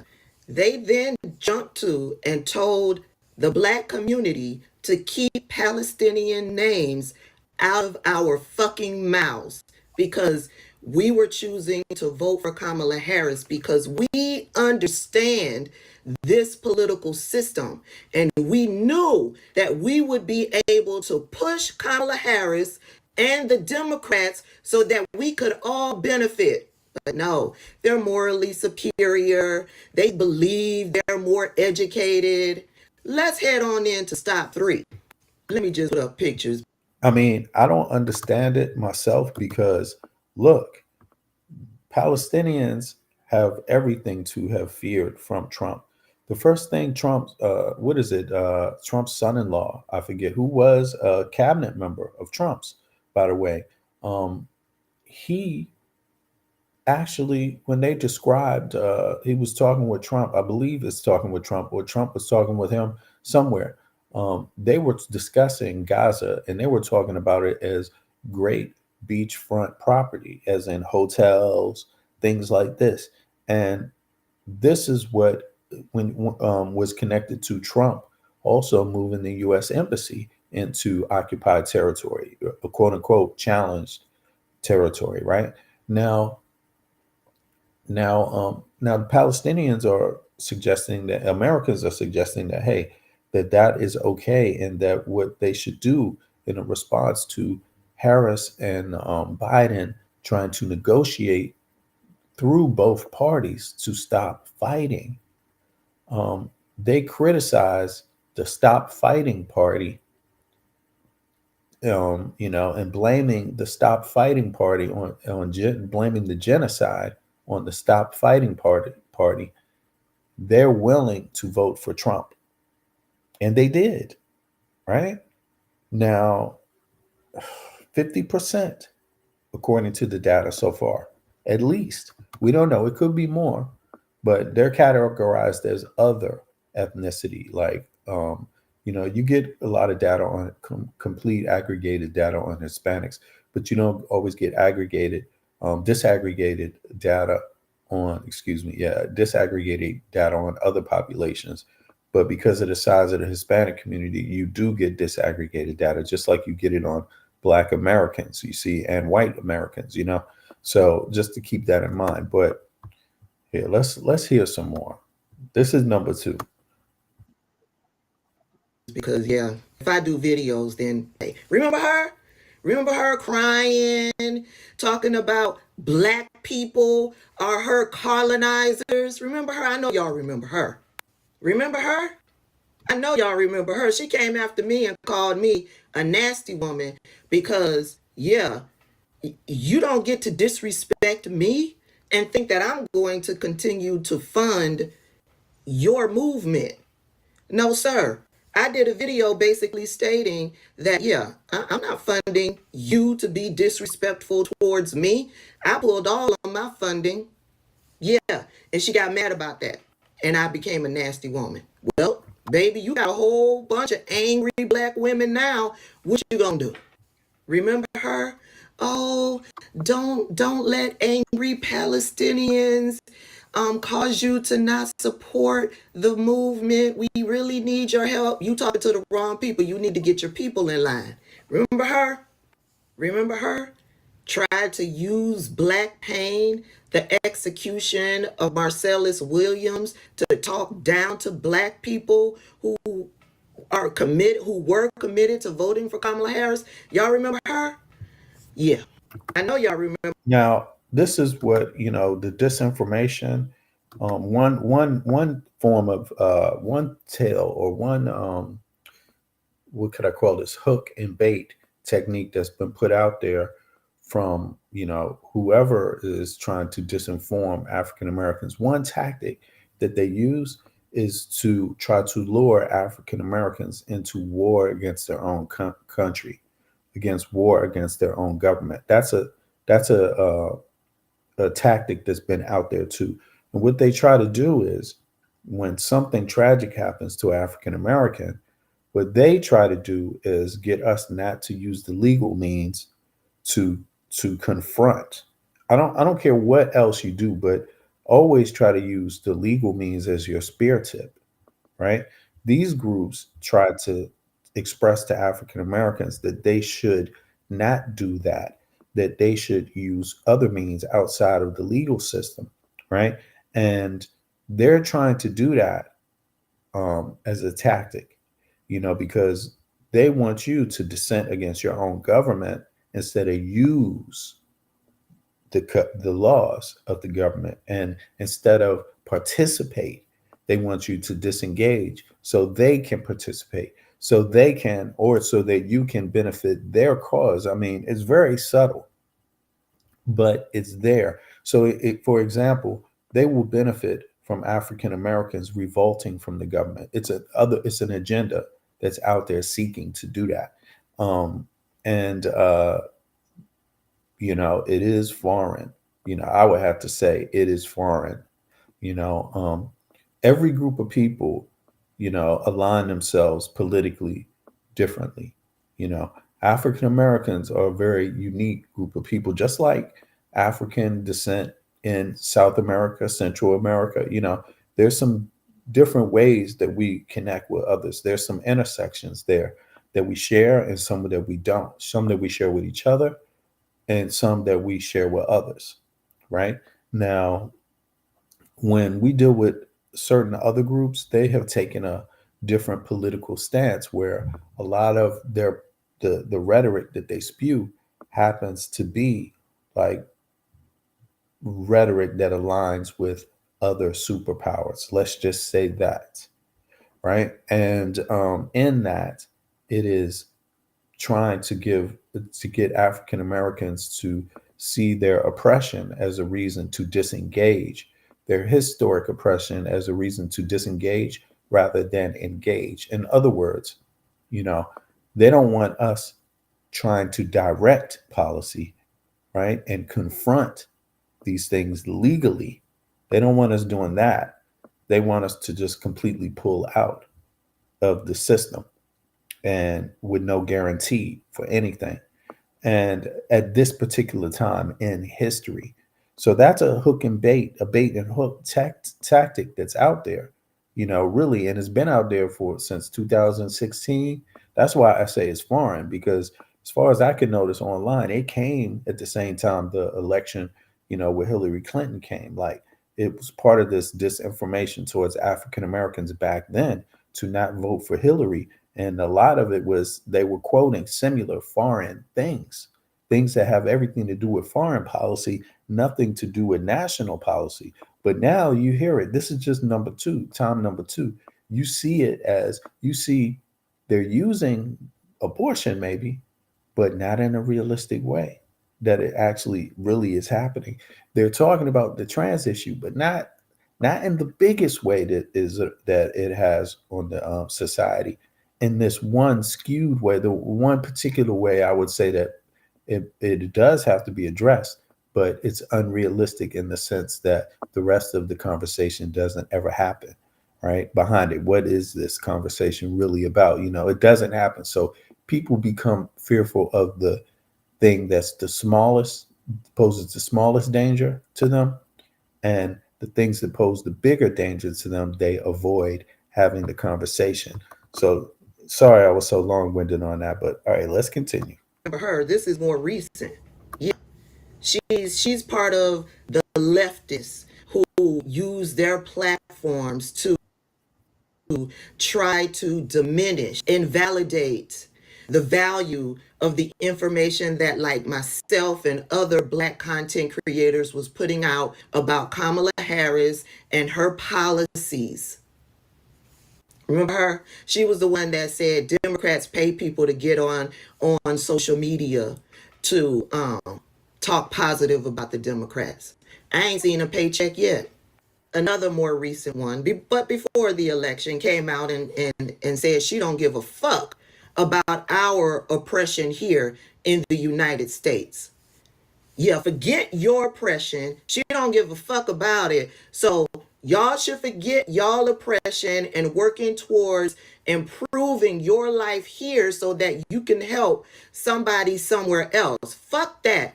Just put all of your energy into the cause that I want you to put your energy into. Remember her? Yeah.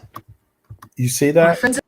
And that's exactly what I was saying about these subtle, now her case, it might just be how she feels, but this message has been coming out in a lot of different ways, being spread to, African Americans, Black Americans for some time. Like, focus on what someone else's problem is, and don't worry about your own politically. Don't be involved and engaged so much politically in your primary problem. National interest, international interest, geopolitical issues, national issues. A national issue is abortion, freedom of your own body. How is that not a primary issue for you? If you're not alive tomorrow because someone forced you to try to give birth to a dead fetus, you can't help nobody else. If you can't help your own body, who else can you factually help? And yes, people will be talking against Black women and Black people like this. This is something I wouldn't say we need to take the bait on, but this is a sense of the skewed situation socially we live in. The how sensitive and fragile the situation is, in terms of the social politics.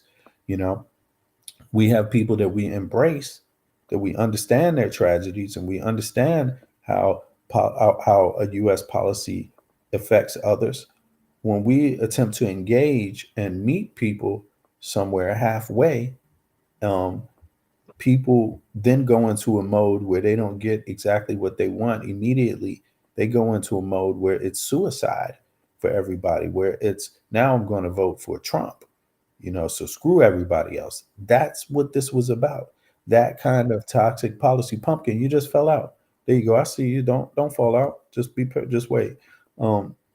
I'm seeing this, and it is like it's a serious situation where we're being told by people that are being hostile. They're telling us we understand their issue, but now they're turning to be aggressive towards us and say we should hurt because we understand your issue. When the problem is that you should have never voted for Trump.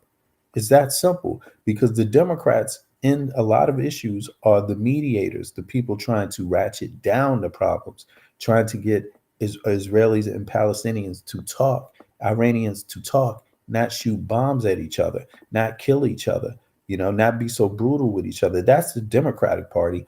Trump is the genocide, kill Palestinians, get rid of all of them so we can have beachfront property president. And these people would even suggest voting for Trump. It's crazy. Pumpkin, there you go. Yeah, but I was going to say, I agree with all of that, but I don't think the whole problem is these people. These people, that's some of it. But we have I can't say that word, saboteurs, people who sabotage the black agenda through the Democratic Party. We have Black folks who are doing it. We have like Tariq Nasheed, right? We have Tariq Nasheed. We have just so many other black. But see, no, that's not. I get you, Pumpkin, but here's the thing: we also have Yeah, these people have a bigger percentage of what she's talking about. We have that, but they have a larger percentage because 69% of them vote, or 60% voted for Trump of Latinos. You see what I'm saying? but That's a but what? lot. That's not our percentage. Our percentage is No, much. it's not. Yeah, there you go. No, it's Okay, not go our ahead. percentage. It's not our percentage. But all of this is there was a lot of disinformation. That's what I Right. think did it. And plus, I'm Democratic. I vote Democratic all the time. But I think the Democratic Party is too slow. Uh, you need more younger, aggressive people. You can't be what we're up against now with MAGA, because MAGA's in there, fascism, racism, it's all in there now. So we need different people. And somehow I'm beginning to think maybe there is something to this too many immigrant theory of too many immigrants in the country. Because I don't know. I don't know. But what I wanted to ask you though was now the midterms are up. The Well, midterms come up well, every you 2 years. don't hold on. You just said that now you're beginning to think something about the too many immigrants in the country. Pumpkin. Oh, she fell out again. Um, okay. Uh, I gotta ask you Yeah, this, Pumpkin. I'm back. You just said that, Yeah. you're beginning to think it's too many immigrants in the country. What do you mean by that? No, it's just that was just a thought that came. It's really not. Okay, because I was just look, thinking. yeah, I was just because thinking because so many different opinions, they don't understand. They understand their pain. We understand their pain. But Black America has they always don't been understand the our pain. underdog. They don't understand our pain. Yeah, And they don't. these They don't particular people, understand not, ours. not not all the Black people. America has always been the underdog for years, for years, and they don't understand it, and We they're have here. I don't know. no, we I don't have know what it history. is. Look, Pumpkin, we have history. There is documented history of us navigating this forest, period. From the very beginning to now, politically, because you don't exist if you're not political. Even a slave exists. There's still laws about the slaves and who a slave is by ancestry. So we have been politically active, is documented. Okay. So that's just basically what it is. And so we have experience. We've seen how this government reacts to situations. And these particular people, although they're knowledgeable about their pain, they're forgetting that African Americans are choosing when we have pain and we experience oppression, our choice in how we deal with it politically is for an intelligent reason, not a stupid reason. So they are saying, move away. Look at what they did. They say, vote for Trump. That could have been the stupidest reaction to a Biden Harris to Harris running for office. That is the dumbest reaction you can have because if you are against this type of oppression, there can only be one choice, and that's Harris. And they didn't understand it politically why that is. You know, that's a that's sad to see, but the answer is not that there's too many immigrants because there's a fail safe here.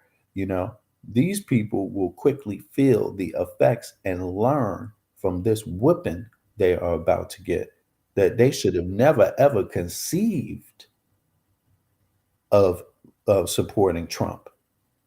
You know, they are going to realize that they are more like MAGA in their thinking than they believe. You see, because this kind of approach to it, harm yourself, vote for anti-self policy, anti-immigrant policy, you know, as the They're answer going to be shows. deported. They're going to be deported. He already says they're going to be deported as soon as he gets in office. Yeah, he's going to try to deport He them. That's what I'm started. saying. So they're going to Yeah, get the whip so passed. The whip it is is, coming and in their that's vote. sad. But he's going to deport them. They're here legally, but he's going to put them out. He's definitely going to do it this Yeah, time. he's going to challenge their legal standing. He's going to challenge it, and he's going to make the states challenge him. He's going to make the states say, "Are we going to participate in this, or are we going to stop it?" And he's probably going to try to find a way to overrule. That's where we started, overrule some state power, because we started with McGavin in California. No, not McGavin. Is it him? No, I didn't play him, but he's one of the governors that's been making a stance on what is to come. But we heard the Fed, the leader of the Fed, just saying flat out they're going to protect their ground, and the states have the right to do the same thing. The states have their own rights that's separate from the federal rights and federal government. Period. They're going to fight him on it, but you know. Yeah, they're going to fight him. I don't know why Pumpkin keep falling out, but they're going to fight him. Oh, yeah, but the states are. But these are the Democratic states that are going to fight him. Again, the states that voted for Kamala Harris. Again, because this is our policy and how we engage this particular problem. We understand we don't abandon our politics, because we're confronted with some problem, with some disinformation or some opposing, different view. We stand on what our view is. You see, and these particular persons, they are showing what their understanding is. They fell for something that is very, very, it's a learning lesson. But again, it will be the Trump whipping them, not the Democratic whip. The Democratic whip did not try to kick these people out. It's not trying to track down immigrants and kick them out of the country. That's not what they voted for. Is the whip that they are about to get 50% at least. But here they say 68%. I don't know if it's women or if that's all Hispanics. I don't know. I didn't think it was so high. I thought it was like 60%, but maybe it is 60 or 70%. It could be, but it is Trump that is trying to kick them out. They could have been born here. That's still not good enough for Trump. You see? Okay, Pumpkin's back in the chat. Yeah, try to hop back up, Pumpkin, so you can get the last word on this. But yeah, it is not looking good. Let me play a little bit more. And indeed, as Pumpkin stated, though, sorry, it's not only these people that have this similar form. Tariq Nasheed expressed similar dynamics. Vote for Trump. Kick the immigrants out. This is not a money making. When you do this, you won't be again. We talked about what's a black job. Well, what's a Hispanic job in these states? Who do you think is going to get that 725? And 725 ain't shit. Who are you paying? You paying them? What type of job is that? 720. Who has these jobs? So you want to kick these people out? Okay. Well, the agriculture sector, I don't know what Americans are thinking on the agriculture sector, on the cheap labor sector, the cleaners. Who's going to clean the hotel room? You know what I'm saying? I'm sorry not to put it that way, but there's a lot of low wage jobs in these states. Pumpkin, go ahead. The economy is going to be ruined by Donald Trump's plan. The economy is going, we may go into a recession or a depression. I've been looking at that too. So, but what I wanted to ask you was, do you think during the midterm elections, the Democrats can, if we start now, do you think we can gain some of some things back? I think within this, I think Trump got 4 years. With the first 2 years. I think, yeah, he's not got just 4 Trump, years. but I think through his whole, I think as long as Republicans are in power, every day is a bad day for them. That's what I think. From this day on, they're not even in power yet. You see what I mean? But I think people are going to begin to feel the effects every single day they are in power, and every single day they're in power is a day closer to that election, whether it's congressional, Senate, or the next presidential election. So yeah, Pumpkin, I think so. I think it is going to have 2 years from now, at the very least, 2 years or Right, less, right. 2 years or less We're for gonna them. go. But Yeah. we have to start like we the people have to become activists. You have to get rid of the right wing, those people. Kamala Harris. No, Candace Owens destroyed Kamala Harris as a liar, not being a black woman. She did it, and most people don't say. That's why she's banned from Australia. She can never go to Australia. They took her visa away. They won't give her a visa because she's a right winger, and she disinformation, and the whatever that is, whoever gives out the visas and stuff, he said they have their own problems there and they don't need it. That's where I think America made a mistake, and that's where I think, as progressives, we need to go before the 2 years is up. It's a lot to do, Well, you know. I agree. I agree with that, but I'm not so sure if the technical reason about Candace Owens is the one. I think I'm not sure if it's No, that I'm they saying banned. just the right Well, wingers. She's a very yeah, but hold on. But you made a statement about the reasoning behind why they don't have Candace Owens in Australia, why she didn't get a visa. And I'm saying I haven't seen that is why. I haven't seen any official reasoning for that by the government. But um, you know, at the same time, she when she's going to these countries, you're asked very clearly, are you going for business or are you going for pleasure? You're asked that. Are you going for tourist reasons or are you going for business? And if your reasons are business, then it has to pass their business requirements. If your reasons are personal, that's another thing, but you're not allowed to go there for personal and then engage in business.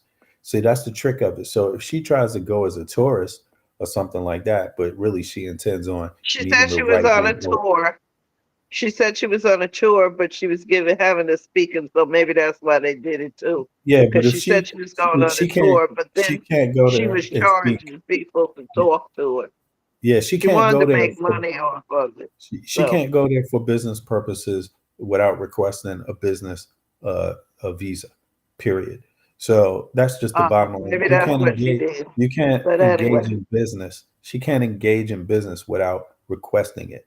So a lot of people think that just because you're traveling as a tourist somewhere or you're on business in the next country that you can just fly to the neighbor and continue business without asking them. So I'm not saying that's the reasoning. I'm just saying I haven't seen no, that's probably the reason because she was given a opportunity. Yeah, Pumpkin keeps falling out, but she was doing her tour, and now I think it's best for her to announce it as, oh, they don't want me there because I'm so controversial and la la la, and it's like, no, lady, you just didn't follow the rules. But yeah, in any they case, didn't follow it. Yeah, yeah. But but back to yeah, go ahead. are you going back on StreamYard? I hope so because I can't do this. I I'm might. gonna go back on it, but right now I'm gonna wait till the end of the year. Then I'll go back on. It's real pricey, but it's worth it if you're gonna do stuff like this.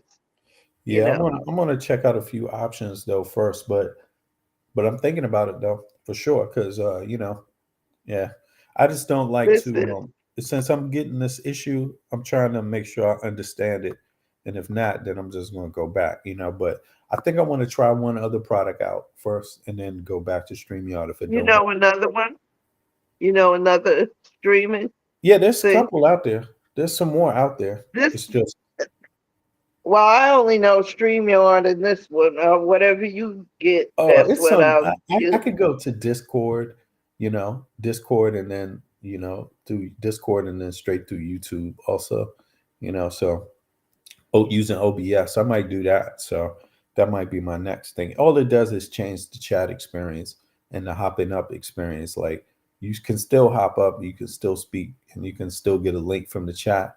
But I think you will, instead of going to like StreamYard or Restream's back page, you will go to Discord's back page or the other system's back page first. But But it's for similar. someone this one doesn't Yeah, as she's speaking, yeah, it's it have some of the details are specification details are still out there on Restream, but in any case, yeah. So we have this issue, y'all, and yes, this issue it has expanded. We get to see how after this vote it has changed how people, see their own demographic. Now, you have, again, it outlines that you have Democrats that have been, pro fairness, right? And pro rights, and where you see that intersect here with people that see pro rights differently. They see or utilize their right differently. Maybe I don't know if it's diabolical or I don't know what it is, but it's kind of like a scorch and burn tactic. Since I don't get what I want right now, I'm going to scorch and burn. Yeah, and tell you to vote for Trump.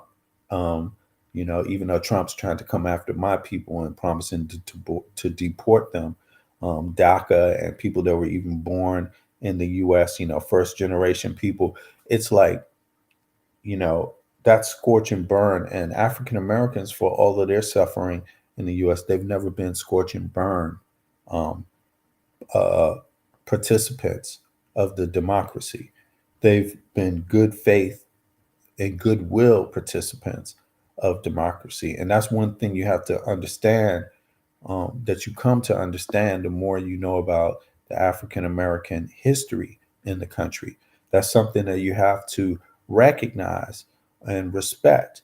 When you're confronting African Americans about their politics, you have to understand that's called having a backbone. That's and for you to not see that or understand that, is a problem for you and your politics.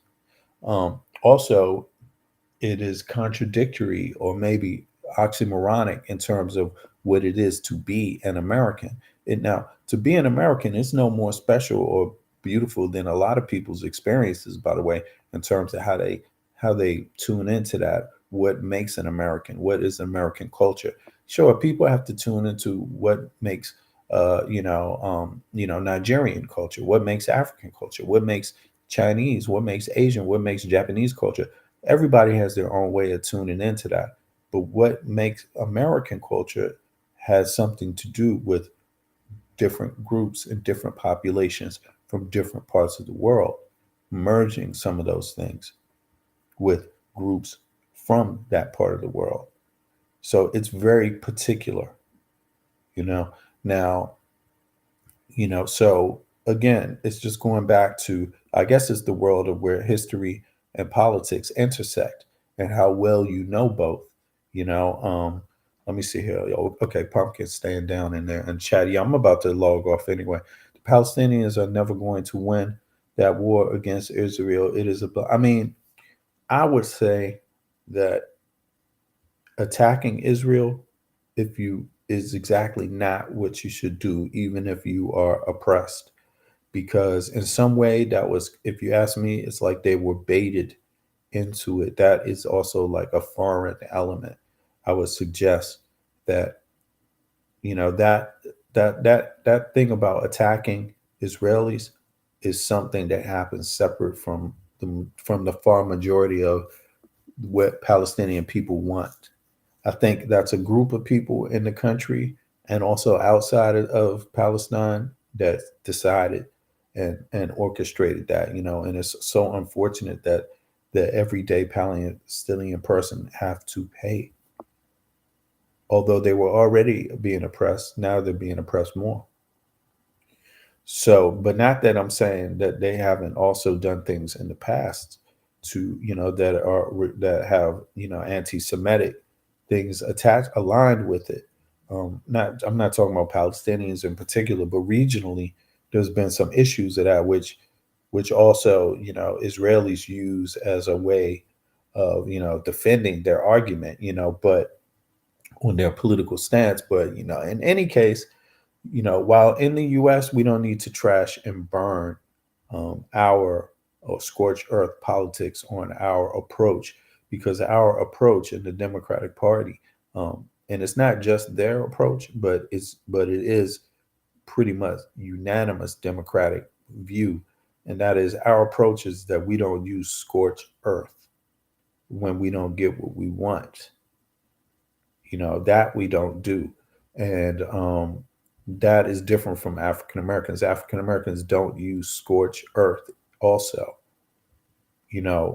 just because we didn't get what we wanted, although we want what we want and we expect to get what we want when we get it and how we get it, how much of it we get at time from a time. And also, until we get that, how else do we navigate this political sphere with other things that everyone are affected with, like infrastructure. Everyone should want infrastructure development in the US. It's making it more secure, safety, and it's also interconnecting us more throughout the country.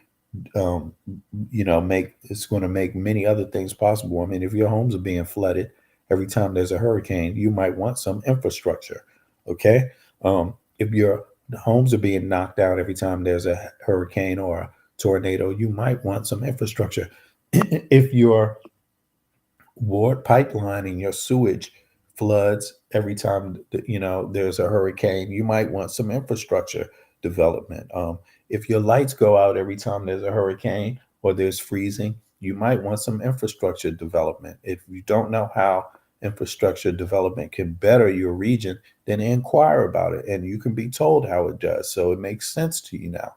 But scorch and burn response to democratic policies is just ridiculous, But in any case, I'm going to be out now. I got a few things. I had some painters here that just finished up, so now I got the whole day to and probably tomorrow, to organize and put my home back in order.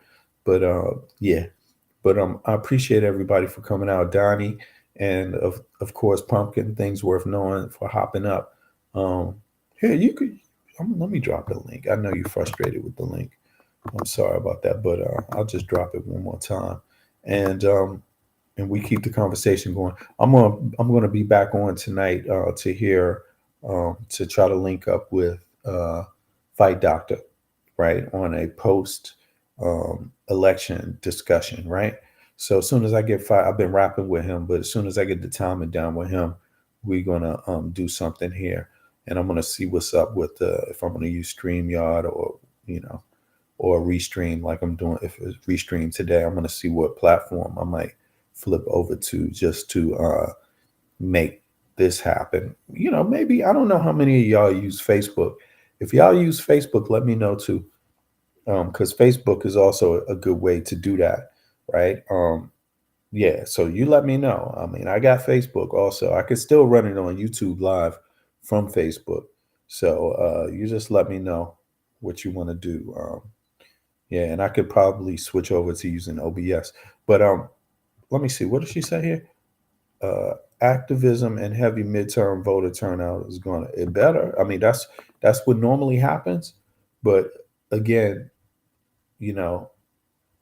I think what's happening here is people need to get whipped hard enough until they realize, to stop going back to the same thing that keeps whipping you, and people may not be totally satisfied with the Democratic Party, but it's not the party known for whipping you.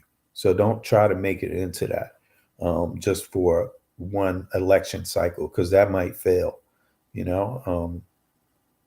Let me see here. Palestinians are never going to win the war again. Yeah, who knows? But I don't think neither one of them, I don't think war is in the benefit of Palestinians or Israelis. And I think, it's just that simple. And I don't think that's what smart nations do right about now. War with each other. Now, US, Russia, and China, they're not really neighbors, but as you can see, they don't go to war directly with each other. So why would these smaller countries want to do that? I mean, it's kind of obvious what the outcome really is. You see what I mean? So, but people want to do it the way they want to do it. So they have the freedom to do it that way. I'll be back later on tonight, y'all. I appreciate everybody for coming out. Yeah. And we're going to keep this thing moving. I'm taking some details.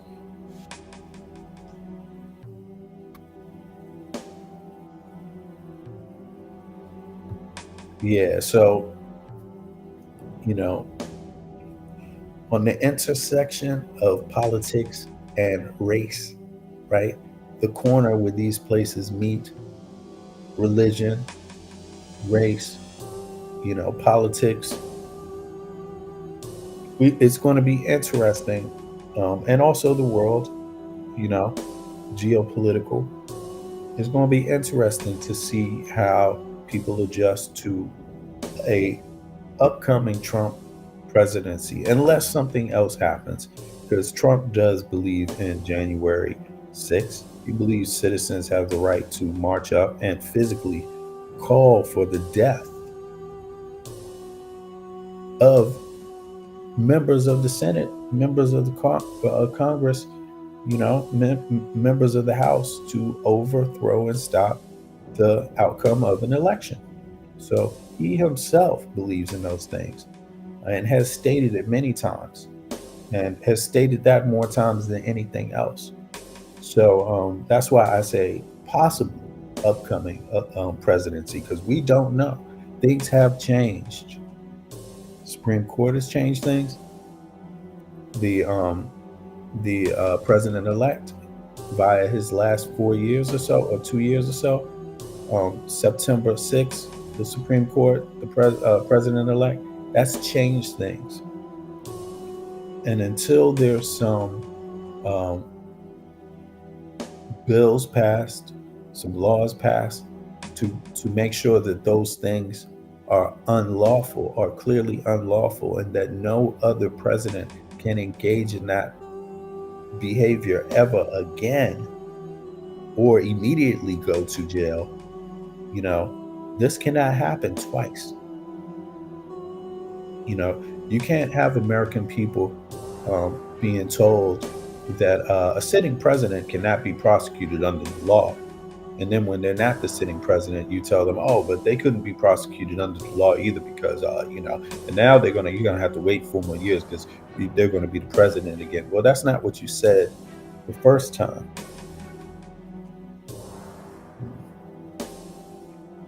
So, which one is it going to be? That's what we're going to find out. The American people deserve no less. A clear answer to that. Can that happen again? Is that lawful? Can we go march up on September 6th and demand that the election was, illegitimate and that Biden must stay in office? Can we do that? Or that Kamala Harris must be seen as the president? Can we do that? Will you support us in doing that? I don't know. I don't know. But yeah. These are the things we wonder. These are the things we question. And these are the things that we are going to find out very soon. And until then, peace, y'all. I'm out. Bye-bye.